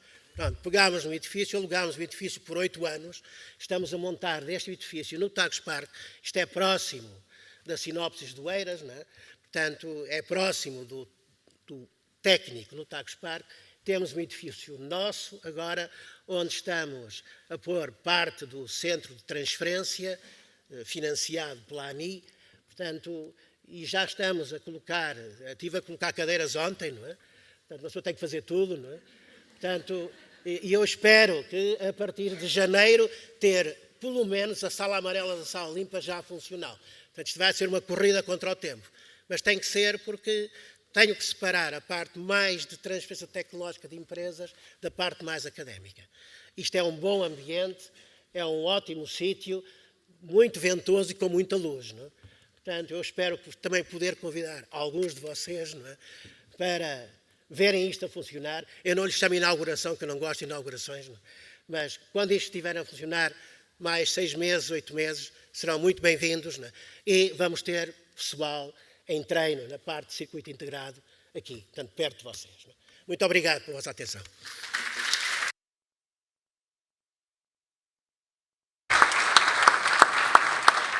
Damos início à sessão de encerramento do 2º Congresso da Agenda da Microeletrónica Construindo o Futuro, convidando ao palco Alexandra Vilela, vogal executiva da Agência Nacional de Inovação, em representação do Sr. Secretário de Estado da Economia.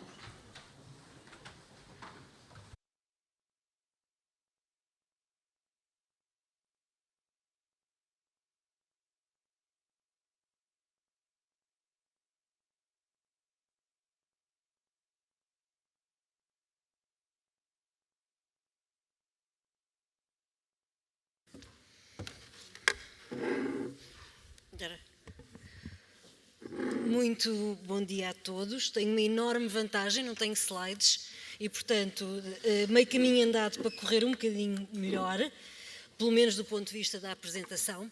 Em primeiro lugar, eu não sou o Secretário de Estado, como já devem ter reparado, mas tenho todo o gosto de vir, em nome do Sr. Secretário de Estado, encerrar este encontro da Agenda da Microeletrónica. Por 2 motivos. Primeiro, porque estive na gênese da construção e daquilo que foi a programação das agendas mobilizadoras no âmbito do PRR e, portanto, tive o prazer de poder pensar num instrumento que desse resposta, por um lado, às necessidades das empresas e da indústria em muito particular e também de pô-las em contacto com os centros de investigação e desenvolvimento, de forma a termos aqui um instrumento que mudasse a economia portuguesa através do conhecimento e da inovação. E, por outro lado, porque no âmbito da ANI também acompanha em particular a agenda da microeletrónica, quer seja nos fóruns europeus, dos IP6, do CHIPS Act, e também porque a ANI tem na sua missão também fazer o co-fund das grandes iniciativas europeias na área da microeletrónica. E, portanto, para mim é um prazer estar aqui, não apenas encerrar, essa era a parte mais fácil, mas ter estado aqui na sessão a aprender eu que não sou técnica, nem tenho a menor veleidade de perceber metade das coisas que nestas 2 sessões se passaram, mas tenho muito interesse em perceber como é que isto está a mudar a economia de Portugal e como é que pode criar aqui as condições para desenvolver um ecossistema muito interessante, um cluster que traga valor acrescentado à economia portuguesa e a torne mais competitiva, mais uma vez, só possível através da introdução de conhecimento, de investigação, desenvolvimento e de inovação. E, portanto, esta é uma das agendas mais importantes, ela é dada como boa prática porque é uma agenda que apresenta elevados níveis de execução, quer em nível de execução financeira, que é sempre o rácio mais fácil de medir, mas também em termos de trabalhos que conduzem a PPS concluídos, apesar de só termos 5, os trabalhos estão muito desenvolvidos, 75% é uma ótima taxa de execução física em termos de PPS e, portanto, ela é dada como uma boa prática. Para nós, o mais importante é que ela, de facto, impulsiona um ecossistema que está na base de todos os setores dinâmicos da economia portuguesa.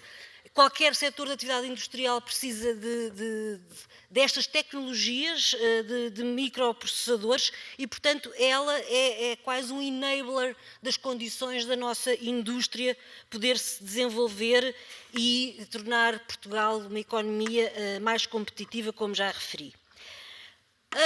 Muitas vezes esta dicotomia entre indústria, investigação e desenvolvimento coloca-se como algo não antagónico, mas que nem sempre anda de braço dado.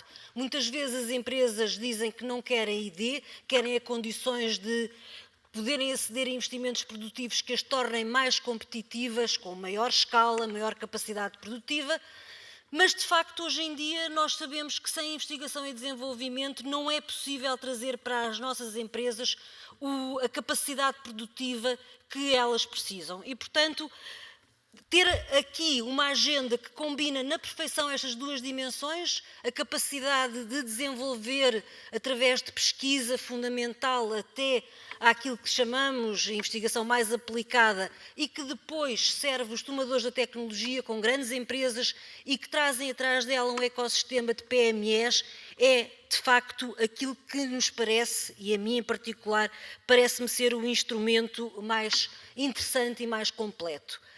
Como disse, do lado da ANI nós acompanhamos por missão própria aquilo que são as dinâmicas europeias, no âmbito das iniciativas desenvolvidas pela Europa. Começámos pelos IP6, que são instrumentos muito complexos e que não fomos totalmente bem-sucedidos, e mais recentemente também com aquilo que a Europa lançou do CHIPS Act, com uma preocupação maior, de uma atenção maior dedicada à indústria.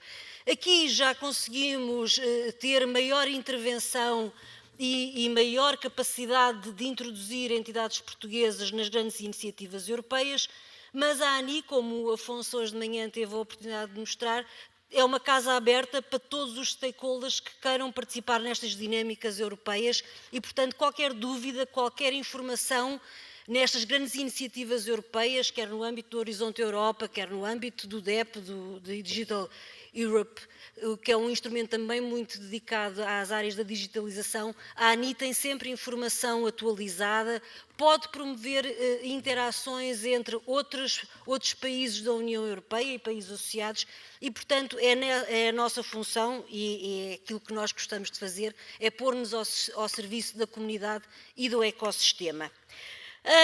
Como disse também, somos responsáveis pela implementação da Estratégia Nacional dos Semicondutores.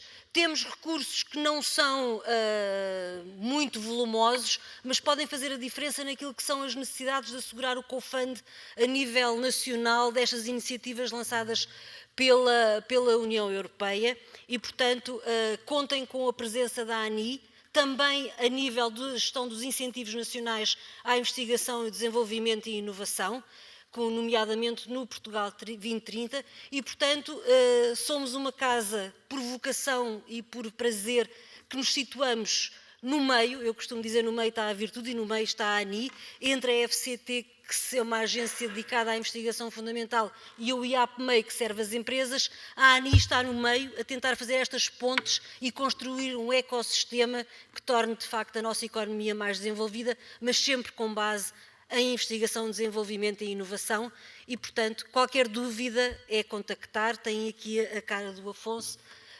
A mim, escusam de me contactar, mas estou sempre aberta, não sou a pessoa mais indicada para ajudar, mas sempre o que for preciso, a ANI está aqui ao dispor e, sobretudo, nestas matérias da microeletrónica e esta agenda em particular, pensamos que é uma peça fundamental do que é que pode ser a economia portuguesa no contexto europeu.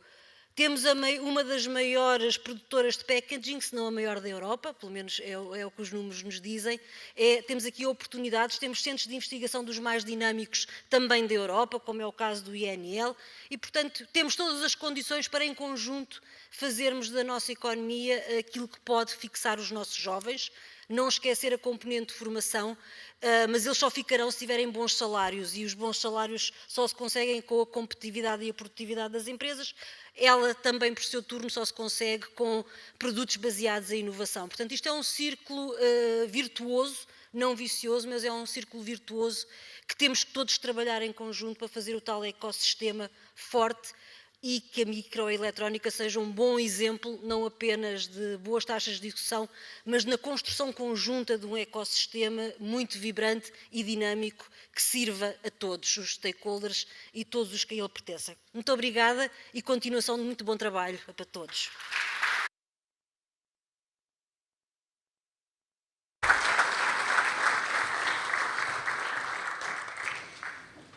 Minhas senhoras e meus senhores, muito obrigado pela vossa presença. Continuação de boa tarde e estão todos convidados para o encontro de networking que decorre no foyer. Obrigada.